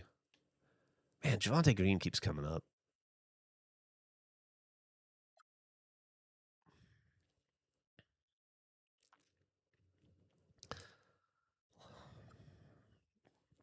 It's all the same players. It's the same players people are trying to get rid of that I don't want. I mean, I also recognize I'm trying to get rid of players that they don't want. Well, do I want... I don't need Gafford. I already have... I'm so log-jammed at center. Baylor Sharman I like a lot, but I don't think we're going to find a trade here and get Steven Adams back. I don't think... How much do you make? No. I don't think we're going to find a trade here. Gaga Batatse. No, thank you. GP2. No, thank you. No. He's too old. Just too old. But we need to do something because we are not winning. But we're definitely going to win this game, right? 13-33. Here we go. Celtics receive Jamal Murray and Jonas Valanciunas for OG Anunoby and Paul Reed. Here's why I say no. That's actually a pretty good trade. Here's why I say no. I already have Tyrese Halliburton. As much as I love Jamal Murray, we got a logjam there, and Anunoby is our defensive anchor. I can't do that. Boston Celtics, Peyton Pritchard has fully healed. All right, let's bring him back into the rotation. Maybe that's all we needed.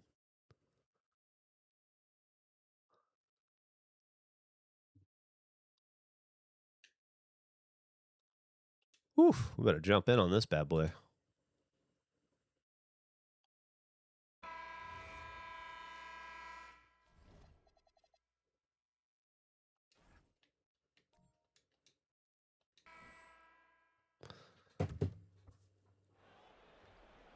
Yeah, OG's pretty untouchable for me. Outside Murray. Pass to Booker. Between White, Pritchard, I guess Westbrook, and Halliburton, we definitely don't need another.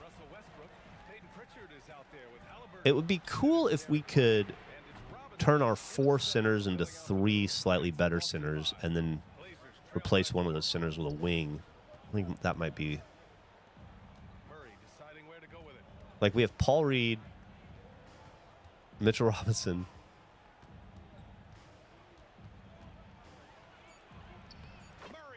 Who do we have? Paul Reed, Mitchell Robinson, Robert Williams, Luke Cornett. I feel like we got another one, too. I'm forgetting. Isaiah Stewart. So we have 5 centers.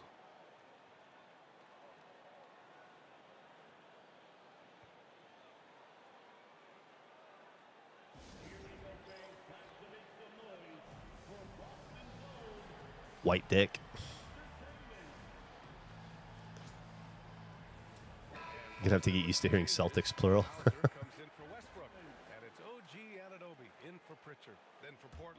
Dude, Albert is not happy with me. He's giving me his unhappy with me face. All right, Celtics up by 2. 2 minutes to go. Got it. What I need to do is break free of the idea that the Celtics that I have on the team, Rob Williams, Luke Cornett, Derek White, Sam Hauser, Peyton Pritchard, I do have 5 Celtics on the team. I need to be okay with letting some of those guys go. Instead of trying to build an all-real Celtics team, I should be trying to build the best team. I just have so much affinity for these guys. Like, Hauser's probably a pretty good trade piece for me, and he genuinely hasn't done much. But it's Sam Hauser. Well, that was a great challenge at the rim and a difficult adjustment to make. Off target from downtown. Well, the God, we love to. well, around 55% for the game. And that's out of bounds. Last Good hands. by White.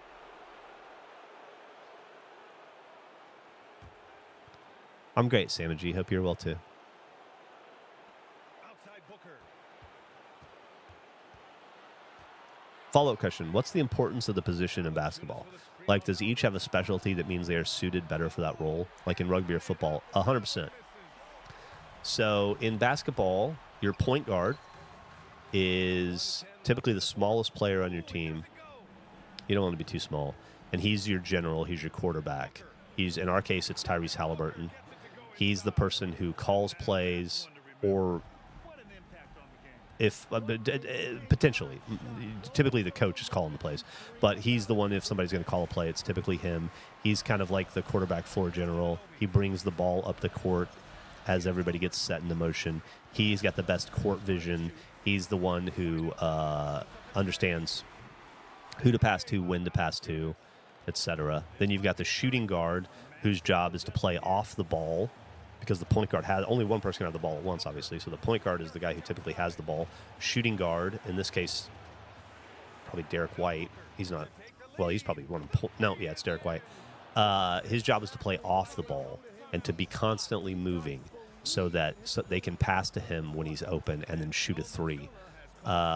His job is to get open and shoot, typically. Then you have the small forward, who's kind of a utility guy. Celtics is Jaylen Brown. And they are what's called a wing, and they tend to hang out on the wings, and similar to a shooting guard, but they also go for rebounds. Then you have the power forward, that's LeBron James. Sometimes if the power forward is the best player on your team, they will become what's called a point forward, which they will bring the ball up. It really it just depends. But the power forward is typically Kevin Durant, Jason Tatum. Most of your stars in the NBA are going to be in that power forward role, and that is also a wing, and they're kind of, I don't know, they're just kind of badasses that do everything, a little bit of everything. And then the center, they're also big and defenders, and they're getting rebounds, they're contesting, they're playing great defense. And then you've got your center, who lives under the rim. He's your front court, and his job is to get rebounds, to block shots, and to create havoc and spacing. I hope that makes sense. It seemed like at times you guys could not miss. Thanks, Allie. Great interview once again. Fucking lost that game.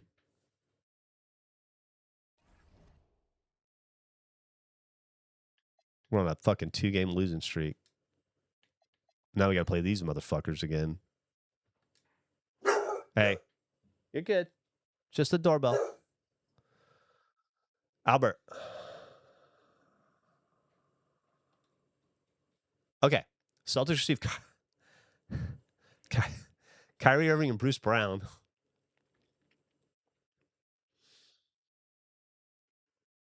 Lakers receive Derek White and Russell Westbrook.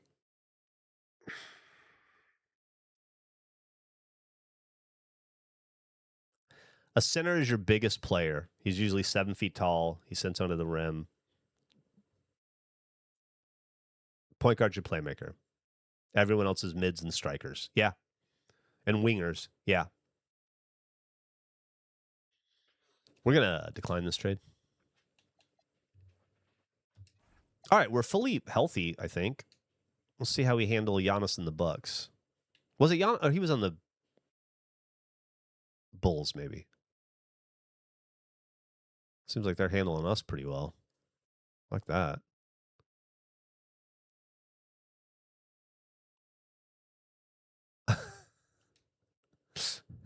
All right. We're not doing 1, 2. We're on a 3-game losing streak.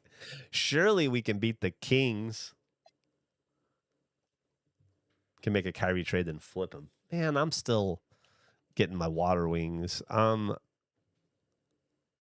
not ready for that yet.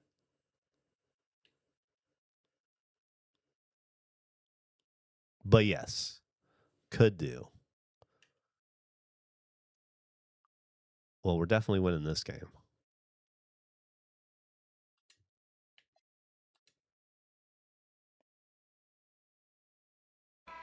And it doesn't seem like the analytics folks are often All right. fans of the mid-range jumper. But Richard, where do you stand on that? Well, I think great If the players Kings have have to De'Aaron use Fox, the it's a guaranteed win mid-range for you. jumper. De'Aaron Fox on the Most Kings teams are was protecting much better the than paint De'Aaron Fox on and the three-point line. Spurs. So for the best players, the shot creators, the guys Just that go need to up, score dude. buckets, You're they've right got to there. have it in between games. There you go. Robinson, Thank and you. finished off by Robinson. Straight rim rocker. It looked like it drank for a second, like he might rip the cylinder loose. Pritchard and White are they're gone. Reed out there with Sam Hauser. And it's Robinson in at the center, filling out the middle. That's the Boston 5. And as we head to the final, I would like Paul Reed on the Celtics in reality. I like him a lot. I hate for the Pistons to lose him, but it'd be our gain for sure. Standout performance across the board. What do I care? We're up by 36. I'm over here sweating, missing threes. We suck when I watch. And so all the hard work here tonight converted into a talent. Aaron Gordon, Clint Capella. Number 26 on the year. No doubt they came in very motivated to win. That looks like Svi, Mama Kashvili. And one of the league's top talents, game in and game out. And doing it here again in this one. A terrific night for Tyrese Halliburton. He came up with a bucket every time Nice. they needed him to. Great effort on You the love to defense. see He it. was a difference maker. And you can sense that these fans, these players, they are ready to celebrate. Robert Williams still out, so I guess we're not fully healthy. Faithful home crowd. Up again, controls the rebound. Look at Clint puts Capella's it back hops. up and in. And that's Capella getting rewarded for his Fox and Sabonis were fun to watch for a couple of years. They absolutely were. They really were. They mishandled that. That team had something White. with the light the beam. They took Golden State to 7 games in the playoffs. There was something there. They blew it up. And so it's Boston. Problem with the Kings is they can't stop change. Well, they got a million problems. The problems with the Kings are all the front office, but pick a coach and stick with him for more than a year. Together, just searching for answers that they could never find. I mean, the energy here is just Hell yeah. so tremendous. Some Geno time. Involved from the get-go. And once they started to really pour it on, it was fun to see that. Man, Russell Westbrook's really been good for us. Feels good to be streaming again. I missed you guys last week.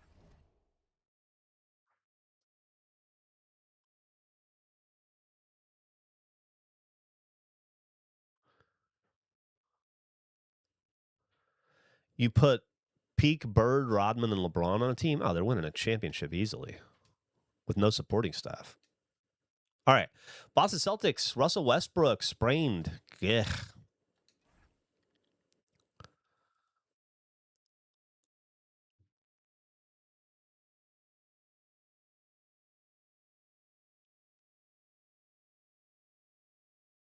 All right. I'm not a Precious Achua fan or anything. I don't dislike him. I think Mitchell Robinson's definitely an upgrade, but we do have that log jam at center. And we are a little... missed you too, baby teeth.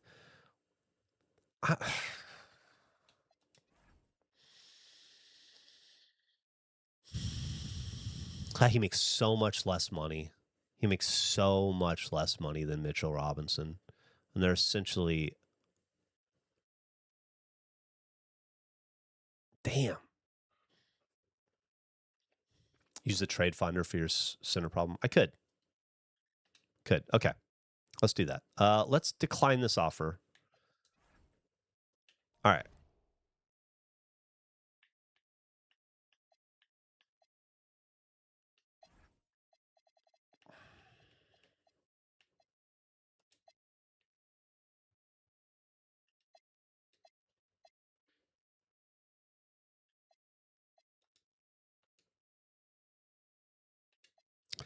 Okay.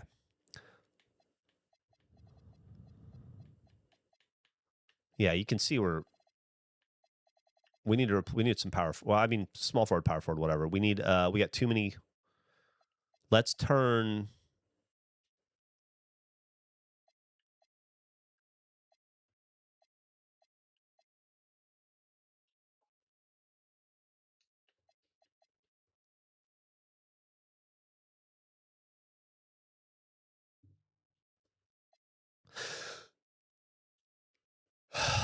Who the fuck do we get rid of here?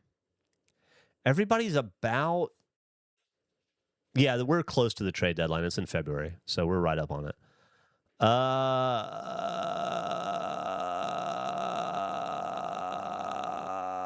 Can I trade Rob Williams? Say fuck it? No.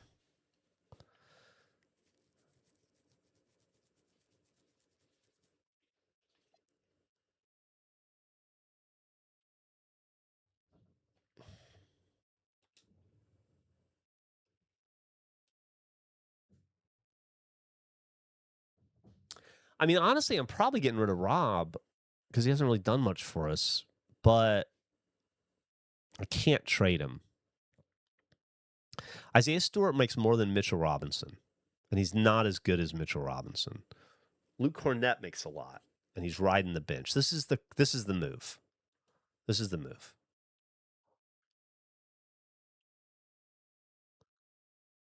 For Grayson Allen, go fuck yourself. Now, see, that's what I'm talking about. I don't want to pay that much for Miles Turner, for sure. But that's exactly what we're talking about. We turn a center, two centers into a center and a power forward. I don't want Champagny.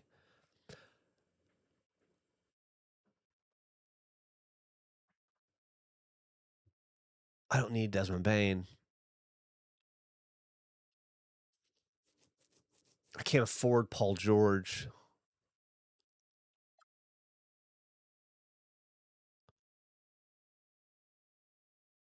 That's interesting. Moussa Diabate.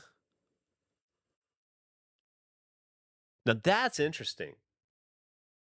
I don't give a shit about Trey Lyles, but Moussa Diabate is interesting. Have I been watching the World Cup? Support the U.S. Yeah, I've been watching the World Cup. U.S., England. I don't know. I usually just pick a team. I was rooting for Egypt last night. They seem fun. What levels would be able to participate in my only fuck? Okay. I don't know if that's a good deal though. Jakob Pertl's a little older. That's a lot more money. We're going further in the hole. But Royce O'Neal.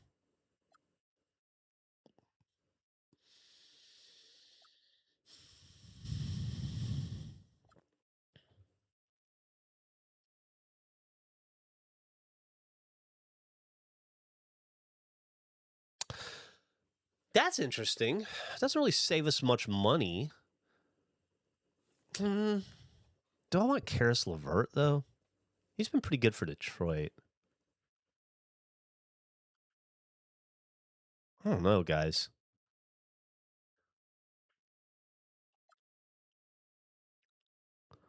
I don't know who Micah Potter is. I'm not familiar with him. I don't want Valanciunas. Malik.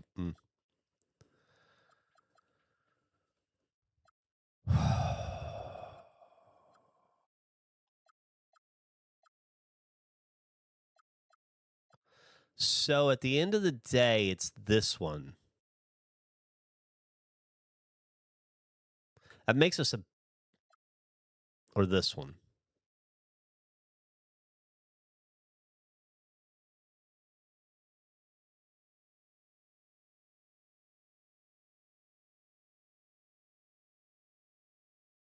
I'm having real trouble making this decision.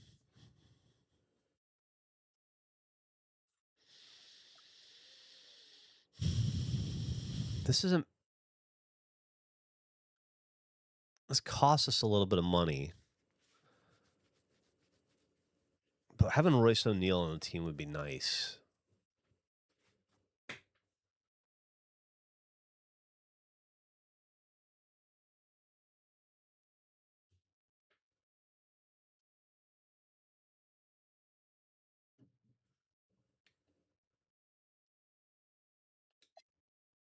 How do I add a pick to the trade finder?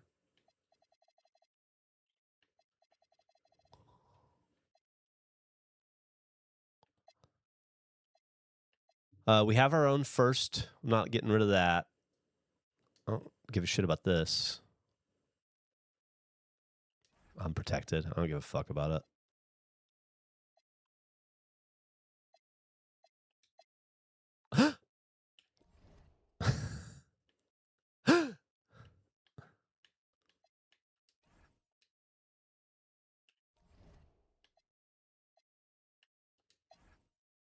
Okay, let's try that again. Apparently I fucked that up. Okay, we were looking to trade. You know, I don't give a shit about Marcus Sasser. Luke Cornett and Isaiah Stewart we were going to get rid of. Was that right? Was that? And then our second round pick, unprotected. Let's see.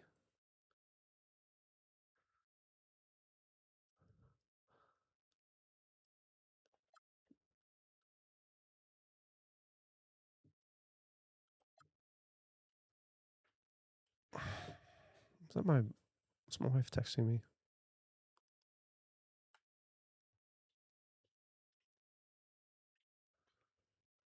Oh, beautiful.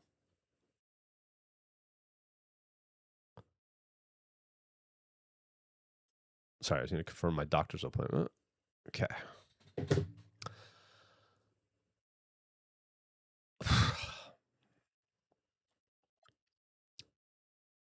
I don't want Dante Exum.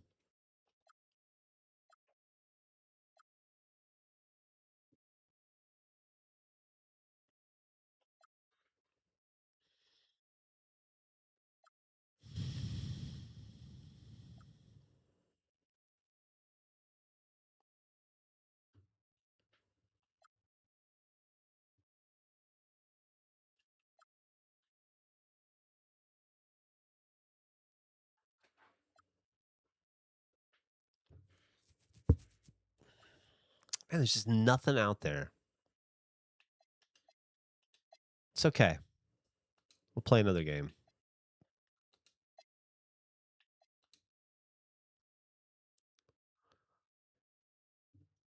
Mark absolutely adores classic Florida ranch style bungalows built in the 70s and 80s. Yeah, well, there's nothing wrong with those. Great houses. I love a bungalow. Oof. Let's go ahead and let that one run out. God damn. We need to do something, huh? Hey, Siri, when is the NBA trade deadline? Do you want me to use ChatGPT to answer that? No. I will not then. The 5th. All right, we're going to simulate one more game. Quentin Grimes. Grizzlies receive.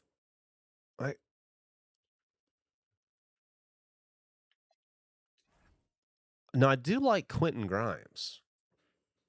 I do like Quentin Grimes.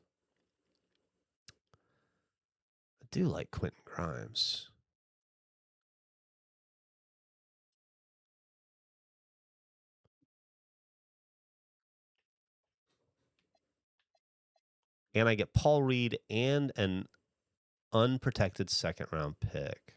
Or I give up an no, never mind. What do they get?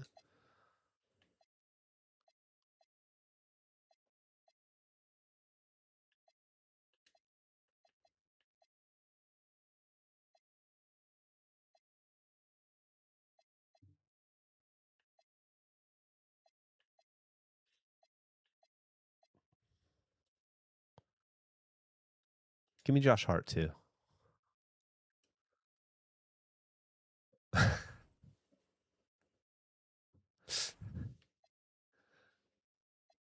Okay. Yeah, that's fine. I don't want that trade anyway. We do have to do something though.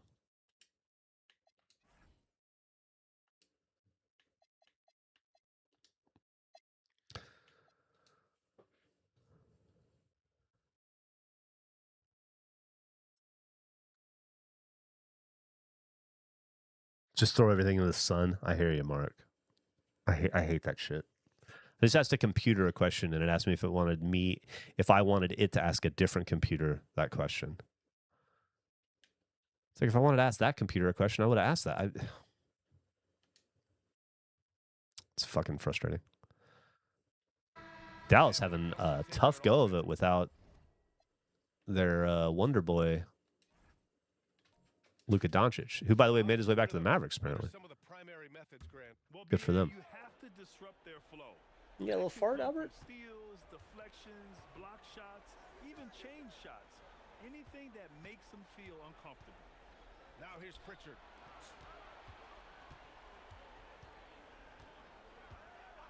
The three is up. They get it back. Here's Robinson. Off with the Yeah, I got to improve this roster. I can't be scared.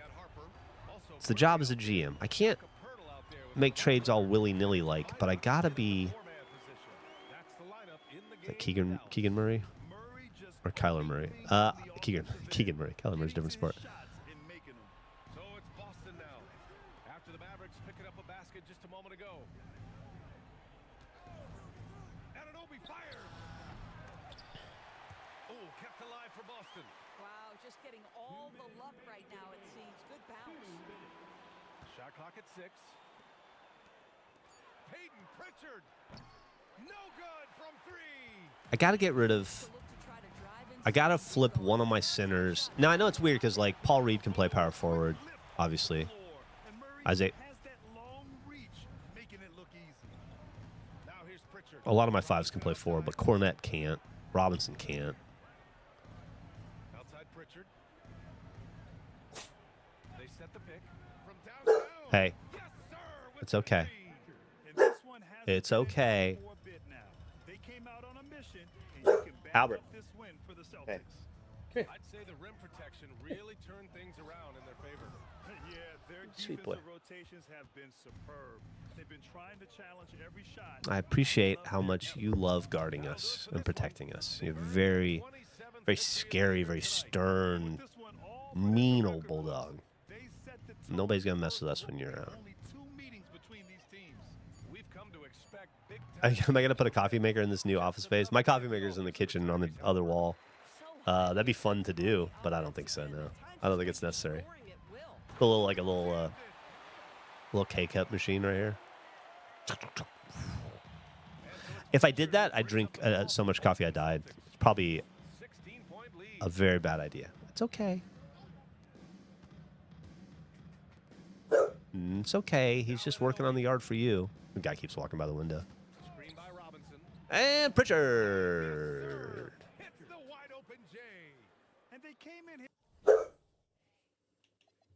with some attitude, and it brought out their best play. And I couldn't What about a agree more. waffle What maker? makes it that I'm much not more Andrew. impressive, they're doing it on the road. If anything, well, I mean, I guess this room's about the same size as my other, different, smaller closet than my old house, but I could probably squeeze a. Yeah, I could probably squeeze a waffle maker in here somewhere. Making the W here. Boy, this crowd has to be All shocked right, by the so way this on to the next. How are we doing from a stat standpoint? Nice. Hallie White. Okay.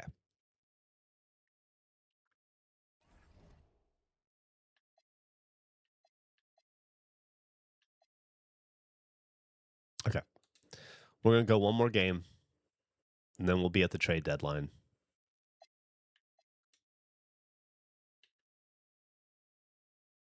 And we'll see what decisions are to be made.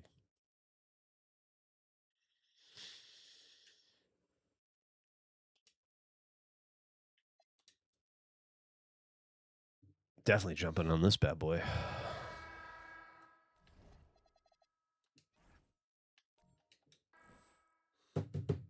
Celtics up by 2. 3 minutes, 12 seconds left to go. Houston Rockets have the ball. Draymond Green inbounds it to Alperen Sengun, it looks like, who is actually a Rocket. Oh, right over the paint. See, that's what I need our centers to do. That's what I want Mitchell Robinson to do. And Luke Cornett. Peyton Pritchard. Albert. Read out there with Sam Hauser. And it's Anunoby in at the small forward position. Oh. And we've got a timeout from Joe Tied up. Mazzulla. I didn't see what happened. I was looking at the dog. Got a Gatorade timeout. Okay. Celtics got to close this out on the road right before the trade deadline. Not saying any of your jobs are in jeopardy, but who knows what we'll do tomorrow before 3 p.m. or whatever the trade deadline is. I think it's 3 p.m.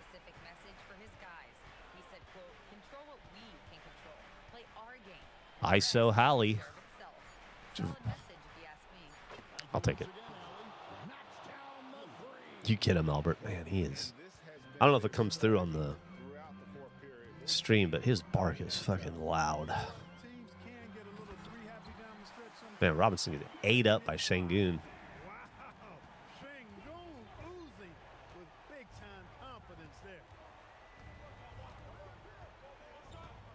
Hallie takes the pick and roll from D. White.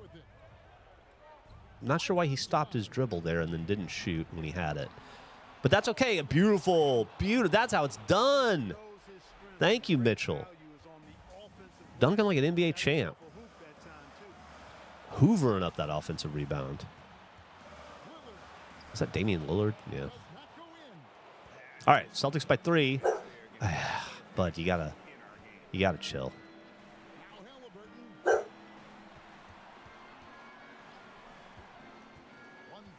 left to play in the final quarter. Misses the three. It's trailed by 3. Now Bailey. That's one to 3. Sengun, and he connects. Hey, Emily. Guys keep walking by the window every 10 seconds. I think that's... Oh, okay. Yeah. Okay, no worries. I love you. It's okay. He's just a sweet little bulldog. Big bad boy. I know. It's like it's all in the service of Albert. Everything he's barking about is for him. Damn.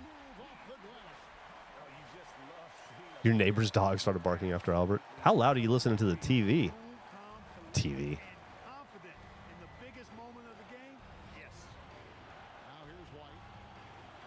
Yeah, well, we'll look at that. We're going to spend, it's 10 now, so it's about time to start wrapping up. We're going to spend the next few minutes fucking around in the trade finder.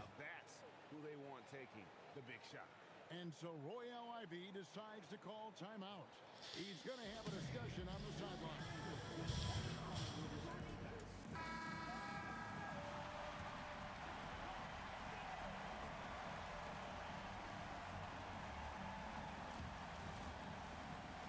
All right. Let's not blow this.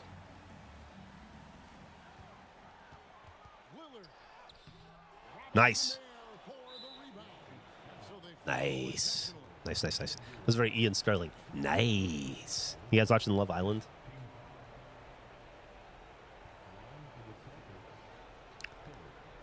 Work coffee is what I drink so my girlfriend can afford Starbucks. Ime Udoka got fired in this game already. Yeah, he got fired in this season early on. They dumped him quickly. McDonald's coffee's pretty good. I agree with Small Jack. I'm easy to please when it comes to coffee. I will happily drink any coffee from any fancy coffee shop in Austin, but I'm also pretty cool with Folgers at a gas station. Boy, those were big free throws right there. It's exactly how you want to close out a game. Ugh. What are we doing? I mean, I know we've There's still no excuse not to play defense under the rim. They're going to prolong the game here with an intentional foul.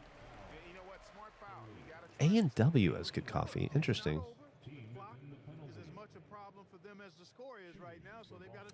Why Boston ran who out of town?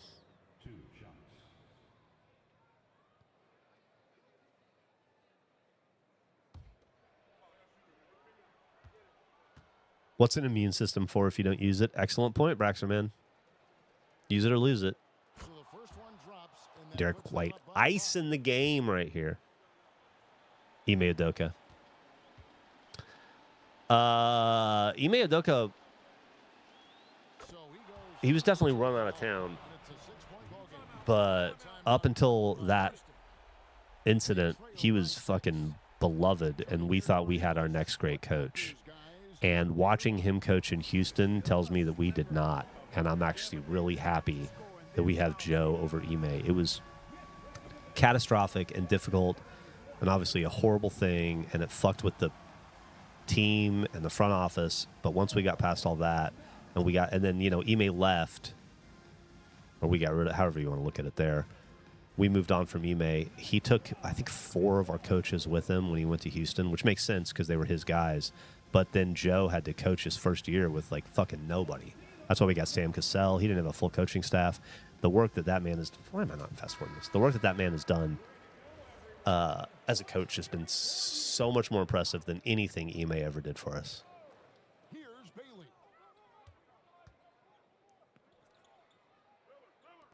Green. The three is on. All right, let's wrap this up. Wow, they're really going to play the foul game, huh? 10 seconds to go. Bye, Albert. I love you. last guy you want to see on the line. But there was no time really to be selective. Stopping the clock was the priority.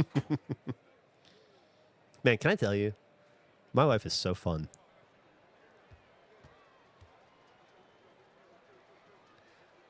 Buying a house is stressful. Moving is stressful. But getting to do it with somebody who you really like, who is able to joke around and have fun with it and maintain a positive attitude is like the biggest gift in the world. Ace Bailey. Welcome to the NBA. You know, give him credit for still battling here down the stretch, but I think it's too little. Emily, boom. Simply delaying the inevitable here. I mean, at this point, For a while there, Buccaneers would have a new head coach every 2 to 3 years. It's kind of what the Sacramento Kings do.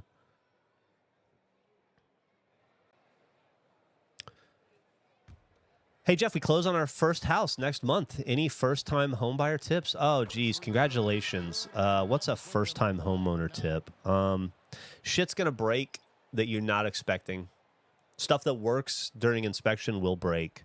Electronics will break, so just be prepared for that. Don't spend a bunch of money on new furniture until some of this stuff breaks. So you don't want to, like, put everything you have into a fancy new sofa and then find out your AC isn't working. Or your freezer, or what, you know what I mean?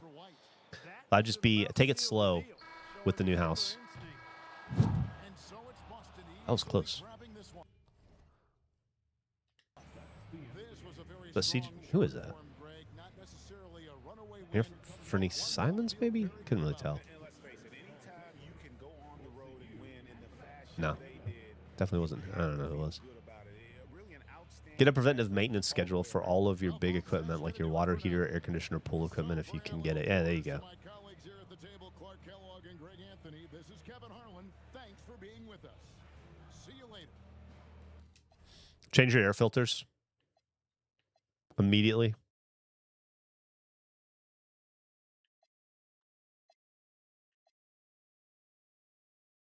Okay. Let's make some magic happen. Let's make some magic happen.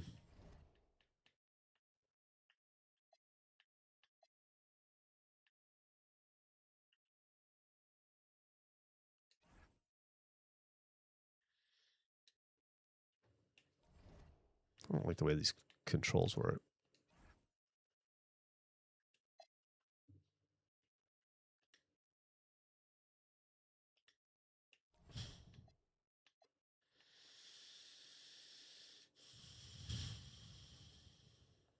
All right, let's get serious.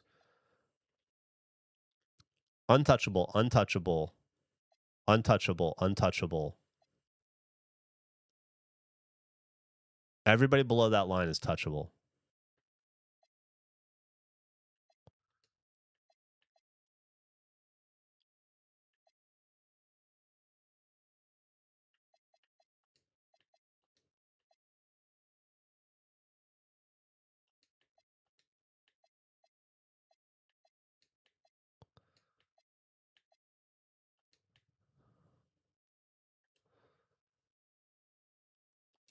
Wow, no offers for the selected players. Is that just because I had too many selected? Yes. I'm not mad at Jeremy Grant, but I'm not going to give up two centers for no centers. No. No. No. Could have Aaron Neesmith back on the Celtics. Not for Sam Hauser.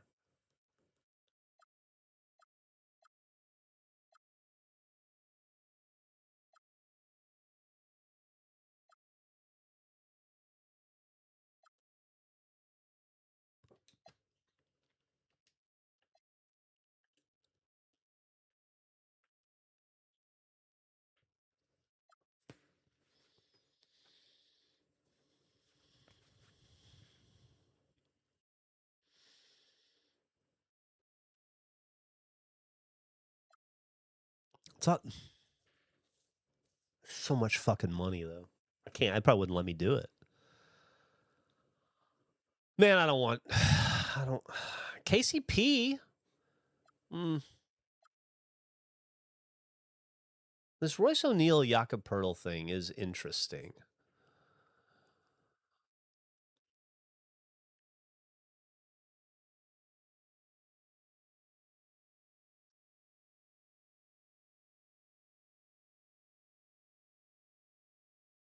This is interesting. This is interesting.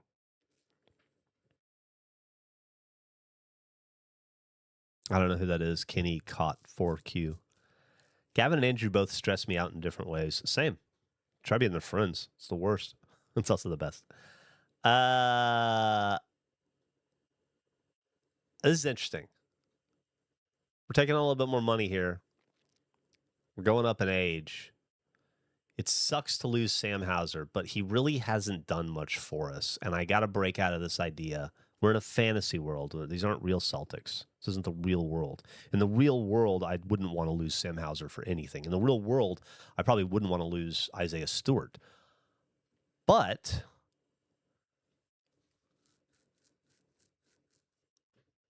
keep going.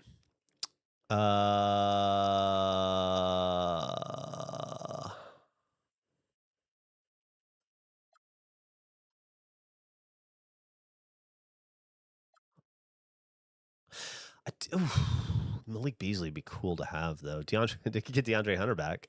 And Draymond Green. No, thank you. Neemias Queta. And FVV. But I don't need him. But I'd much rather have Neemias Queta than Isaiah Stewart, even. Jeremiah Robinson Earl. 27 first-round pick. And Davion Mitchell. I don't need a point guard. Goga Batatse and Pele Larson. That's interesting. I don't think that makes us better, though. More centers. Don't need that. I fucking hate Grayson Allen. They're desperate to get rid of Desmond Bane. They are absolutely desperate to get rid of him for some reason. It's the salary. What if we took off Isaiah Stewart and added...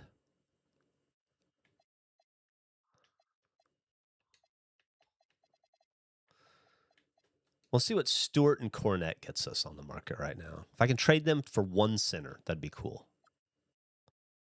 I could do it right here from Miles Turner. I could do it right here from Miles Turner.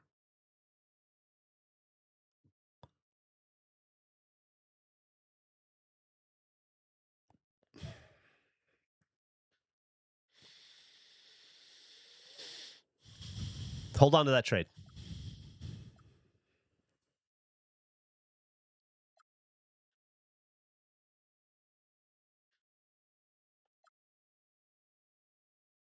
Onyeka Okongwu and KCP.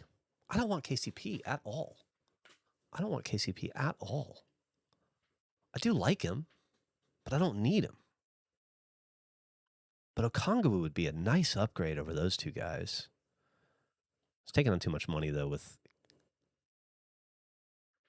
Once again, here we are, Moussa Diabate and Trey Lyles. Ooh. That's interesting. That's interesting. Then I could immediately flip Lyles, maybe. Here we go again with Jakob Poeltl and Royce O'Neal.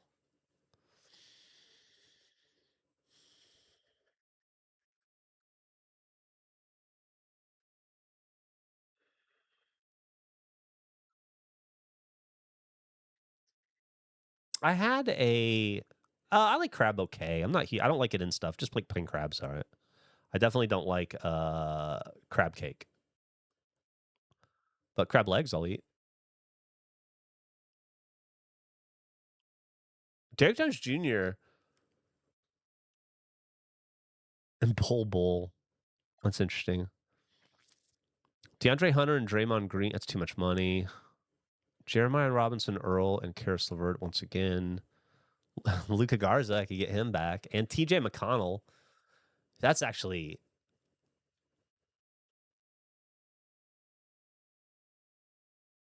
That's actually interesting. But I don't need him. Micah... I don't give a shit about... No. Okay. So our best deals here were Miles Turner and Justin Champagnie, or Onyeka Okongwu and KCP.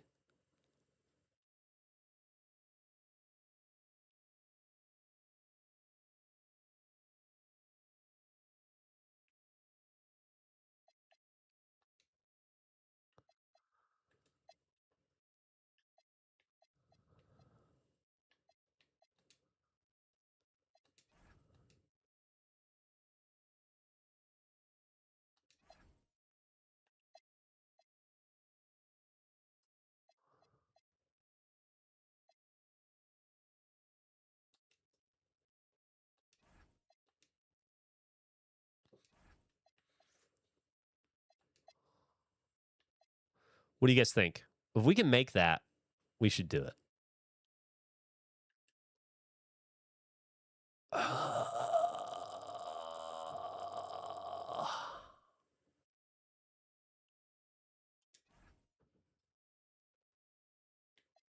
Do we want to do this?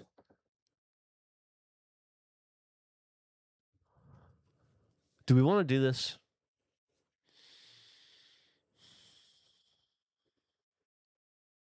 You like the Miles deal?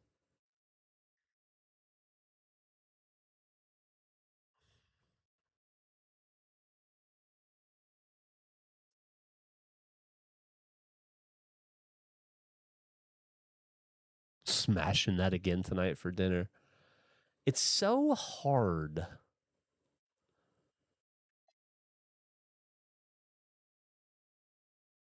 No, I can't give up a...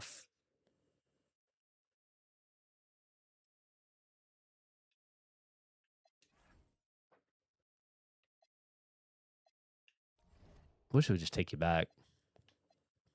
Okay. What can I get? How about this?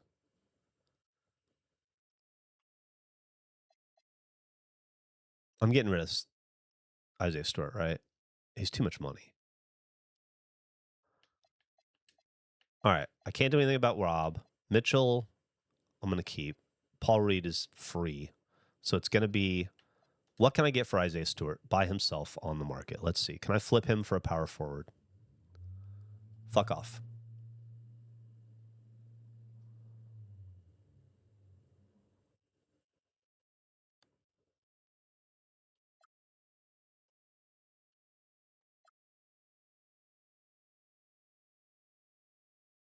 First round pick for Tobias Harris. Go fuck yourself.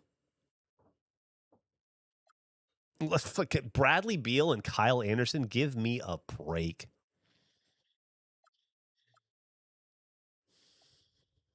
Now that's interesting. No, it's not.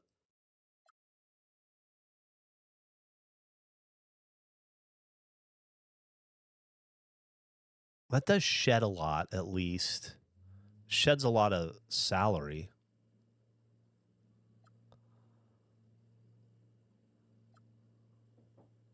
Fuck Duncan Robinson. Noah.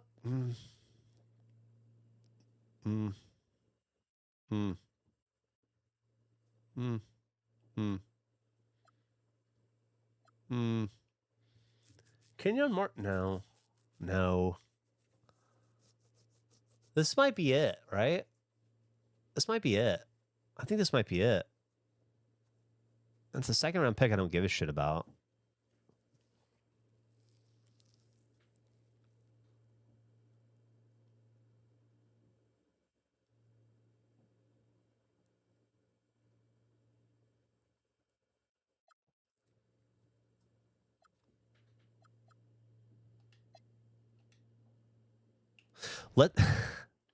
Sorry, I hope this isn't boring for you guys. Let's see about Cornette. Let's see what's available just straight up for Cornette. I wish I could take that on.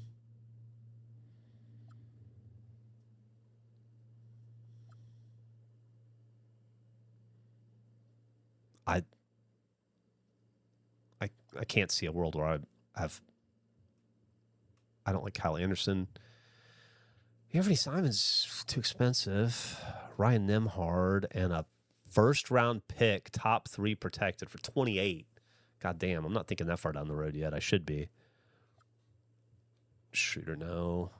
Jared Vanderbilt.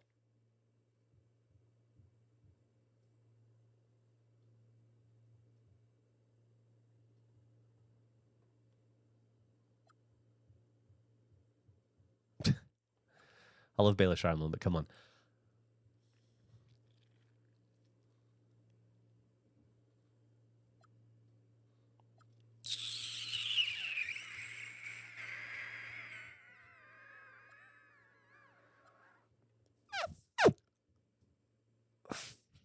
I don't need Grant on the team again.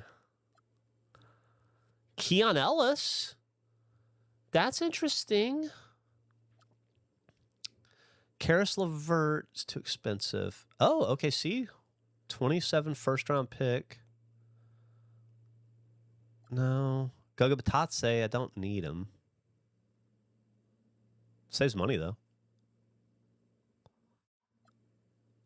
Portland Trailblazers, Jonas Valanciunas. Actually saves me money. That's interesting. So Kenyon Martin Jr., I lose my 26th first-round pick, and I do want that pick. I also don't give a shit about Kenyon Martin Jr. Cam Johnson, I don't need Miles Turner. There's just nothing, you know? What about Hauser straight up? What can I get for Hauser? What can I get for the Howitzer? No, I don't need to get rid of my small forwards. If anything, I should get rid of these two that nobody wants.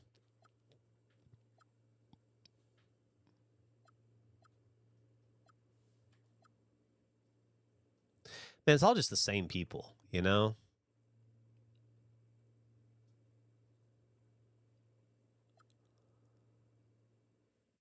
Dario Saric and Musa Cisse. Here's that Jared Vanderbilt deal again.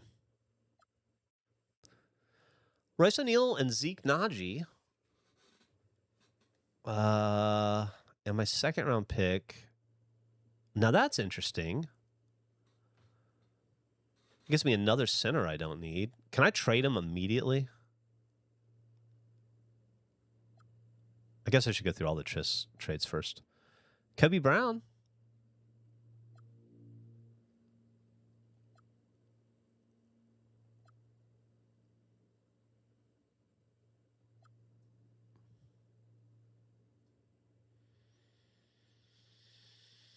I can't take on that money, probably.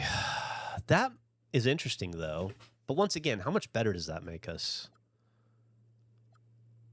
Torian Prince and you're just Niang.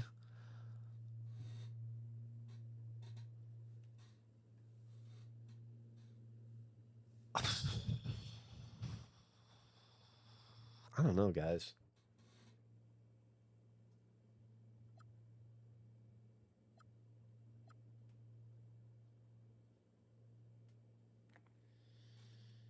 I could do that.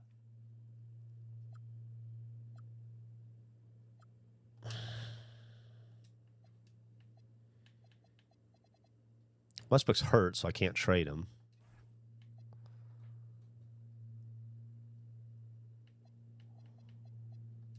How about Holiday and Sasser? What do they get me? Javonte Green? I could do that. I could do that. I can't afford that. That Javonte Green might be our move. Kyle Anderson. D'Angelo Russell. Dario Saric, Musa Cisse, Pat Spencer, Ryan Rupert, Shooter Conley.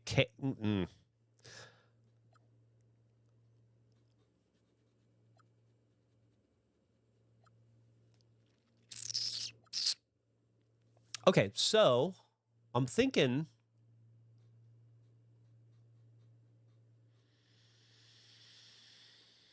this Derrick Jones Jr. is the trade we want.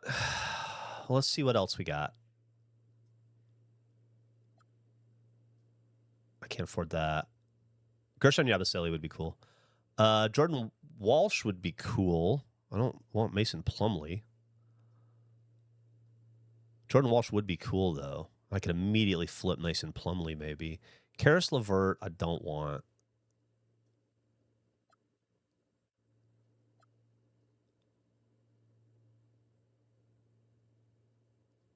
Why is Kenyon Martin rated so lowly? I think it might be this Javonte Green, honestly. He's 32, though. He's been really good for Detroit. And the Celtics...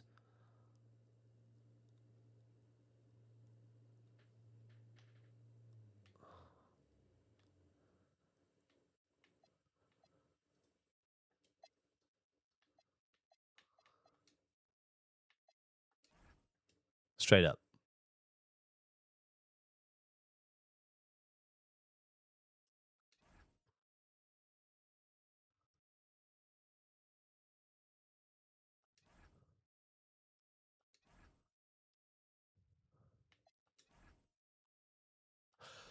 Oh, we did it.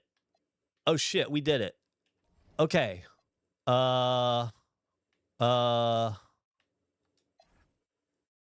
Okay. Okay. Oh, boy. So now we've got 5 centers. Javonte Force. So once again, we need to turn... Let's turn Luke Cornett into 2 players if we can.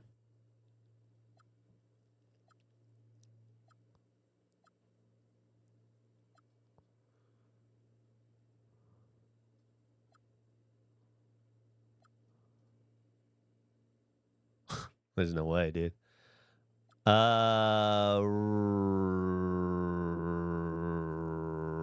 First pick my ass. So the Jared Vanderbilt could work. Let's just see what else is out there. Royce O'Neal's not bad.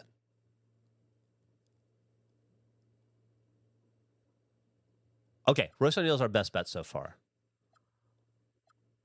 Corey Kispert. That's interesting. No, I don't need a Jabari Walk. No. No. No. No.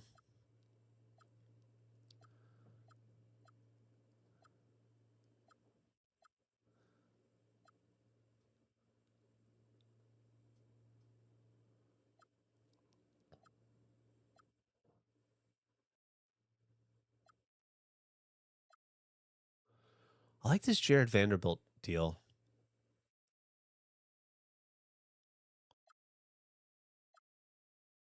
Do I? I like this Royce O'Neal deal. That's what I like. And we're going to do that.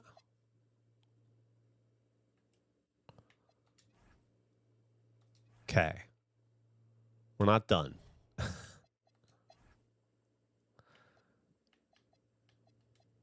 We have 4 centers. Okay. Let's just go with this. We're going to have to pick somebody up from the free agency. I assume that we'll be able to do that after this. Okay. Celtics receive Duncan Robinson. Pacers receive Mitchell Robinson and a pick. Don't need to do that now. We're done. This is who we are.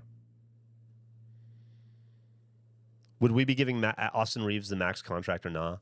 I mean, I think he probably gets it. I don't think he. I think he leaves LA and probably goes somewhere.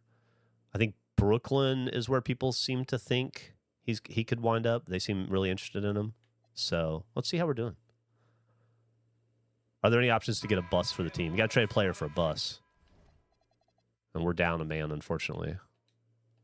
Now adding a one-dribble pull-up three to the repertoire. Yeah, when you have defenders selling out to contest that catch and shoot, you got to reload. A $5 online defensive driving course? Good Lord. I hated to lose Luke Cornett, especially after we went to the effort to get him by trading Steven Adams, but I think it makes the most sense. And I need to... I had it in my head that I would just rebuild this team with current and former Celtics. I thought that'd be fun.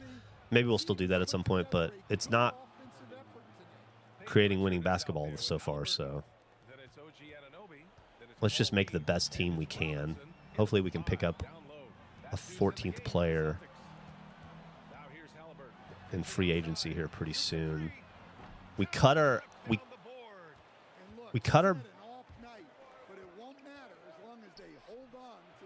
Okay, we cut our salary. We rebalanced a little bit. We're too heavy at center. Got ourselves a true power forward now.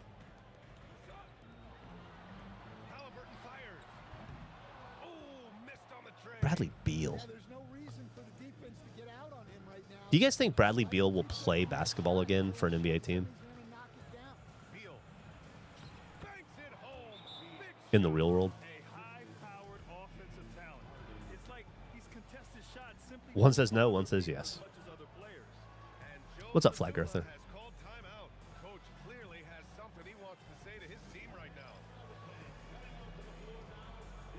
Someone will give him a shot. What a crazy career that guy's had. He made so much money on his big deal in Washington, and then has just been wearing street clothes since.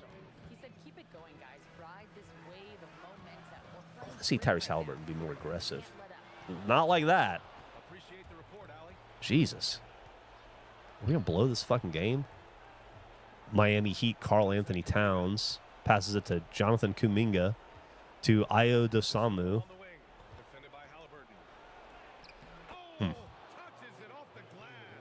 Suddenly the lead is 5. Ayo Dosunmu, all 10 of his points coming in the paint tonight. Tyrese Halliburton with a deep 2. That's a heat check right there. Coffee stain. James Harden brings the ball up. Man, James Harden, Karl Anthony Towns, fucking Ayo Dosunmu, Jonathan Kuminga. That's a formidable looking team, honestly. I need to get Williams and Russell Westbrook back, especially Russell Westbrook, who's been awesome for us. Speaking of awesome for us, Tyrese Halliburton, clutch from downtown. Celtics back up by 7. Beautiful pass. Beautiful outlet pass there. Unfortunately.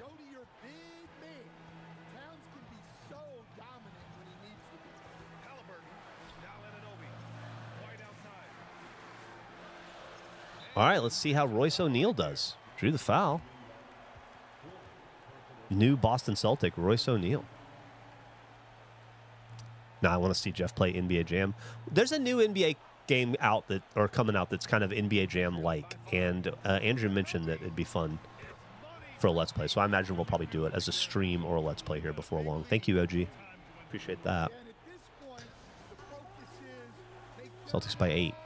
no needless fouls and no free.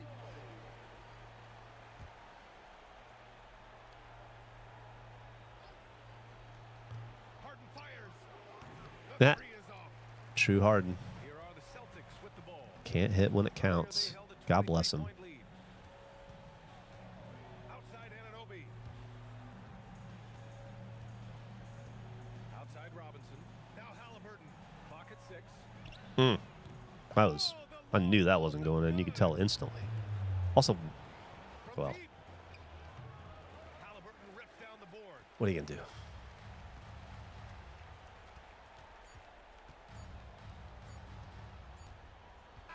Run that clock down, baby. Get the win here. A clean win and one where they clearly showed better. You having some Yes, so true. cycling issues, Marnette? Show here at home.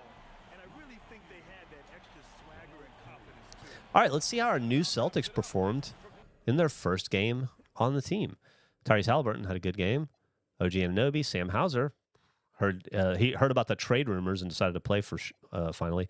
Royce O'Neal comes in 29 minutes, 13 points, 2 rebounds, 3 assists, 3 steals is big. Only 1 turnover. 3 for 6 from 3, 5 for 8. That's a stat line you like to see. B-Ball Paul, 21, 10, 5. D. White. D. White's really, what is going on with D. White?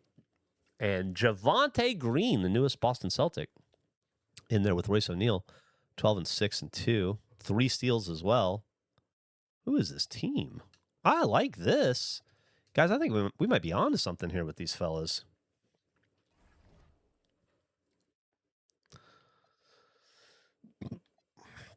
We're 29 and 23. Chemistry's way down since the trades. We'll build it back up.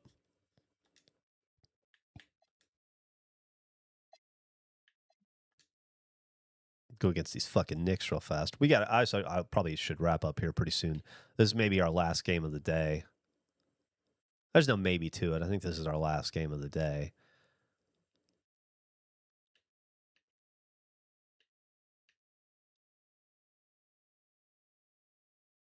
All right, let's get in there. Down by 4, minute 47 to go against the Knicks at home. What do we got? New look Boston Celtics. Let's see what you got. Dig yourselves out of this 4-point hole. There's plenty of time. Reed a screen on cover. Up top Reed. Guarded by Tatum. 5 on the clock. There's a screen by Robinson. He's not going to miss that. And there's the 3. And the lack of effort to fight Are your players allowed to send DMs on burner phones? That we issue burner phones to all players and their own burner accounts. We figure this way we know they're doing it and we can track it. We can get ahead of it faster. It's worked out really well for us so far.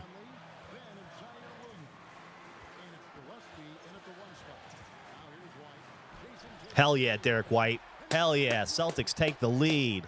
First lead tonight with 1 minute and 1 second left to go. Boston Celtics at home up by 1 against the Mike Conley-led New York Knicks. He's off from 3. And the Celtics with possession here. It's a 1. Dunk. Apparently the D in D White does not stand for dunk. I guess it stands for Derek. Here's New York. 8-second difference between the shot clock and the game clock. You dickheads. Come on. What is that? Come on. And so Joe Mazzulla calls for the timeout. Coach clearly We're not going to lose this game, guys. necessity to regroup with so much We're not going to lose this game. Guys, what's your take on how they maximize their opportunities now? These are not my Knicks. They definitely not. Unless like MPJ under the rim there. Yeah. Oh, really could have hit that. Ah, fuck. All right. Let's play the free throw game.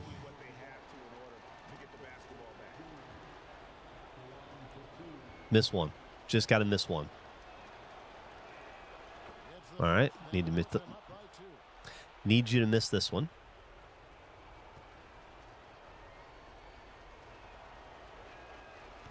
Yes. Is that Aaron Wiggins? I can't. No. Can't tell who that is. Hell yeah. Tie game just like that. No foul? Zach LaVine is upset. Reed Shepherd can't believe it. Just witnessed greatness. Oh, what's the matter, Zach? You upset with the foul? Disagree? And one. Just like that, the Boston Celtics are up by 1 with 7 seconds to go. Jason Tatum for the New York Knicks.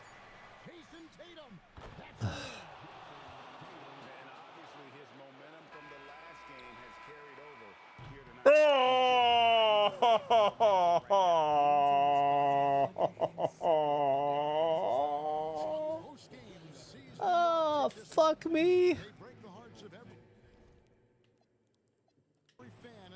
That sucks. I do not like to see that. I don't like to see him in blue. I don't like that at all. All right, I want to see how the new guys did.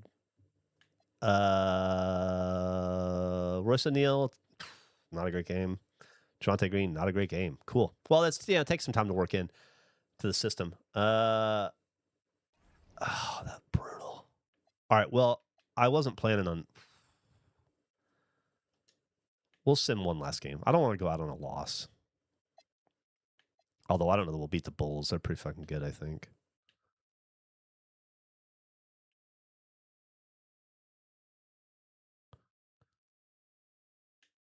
Certainly not looking good so far. All right, well, we're not going to win this game. Go ahead and get that out of the way.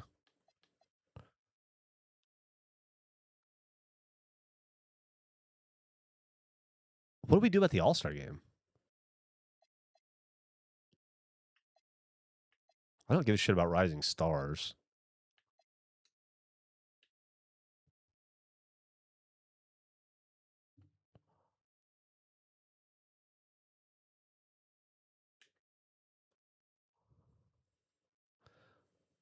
I just want to come.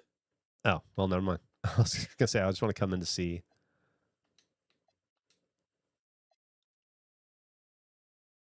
Oh, well, this seems like fun stuff to play with tomorrow. Okay.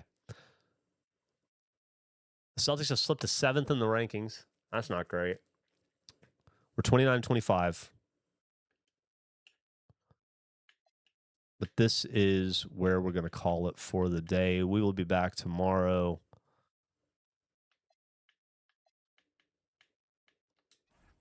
With more NBA action or maybe something else. Who knows? Maybe we won't do basketball tomorrow. Maybe we'll get bored. Regardless, thank you for tuning in to the very first Geoff at his new home stream. I just missed Despeto said, went down the rabbit hole watching old AH stuff, which led me here eventually after trying to figure out, missed what he said, trying to figure out what everybody's been doing. Regulation podcast. Check that out if you get a chance. Thank you for stopping by. Maybe you'll come back by again. Don't be a stranger. Thank you to everybody who hung out with us this morning. Big week for old Geoff, but we did it. We are in the new house. Things will just get slowly better for the streams as I put the room together and figure out lighting. Very happy to be back streaming with you guys. Very excited to be doing the break show this week. Today, as a matter of fact. So thank you for watching the stream this morning. Do not forget, I will be streaming on the Regulation Twitch channel today at 4 to 5:01 p.m. with the break show. Eric will be there, maybe Emily, probably Gavin. It'll be a grand old time. And then again, tomorrow morning, right here, bright and early at 8 a.m., we'll be streaming probably this, maybe a little TCG. We'll see. We do have the All-Star game ahead of us and the dunk contest, which would be fun to watch. So, hope everybody has a fantastic Monday. Hope this was a good start to your week. I love you all dearly, and I'll see you at 4 p.m. Take care.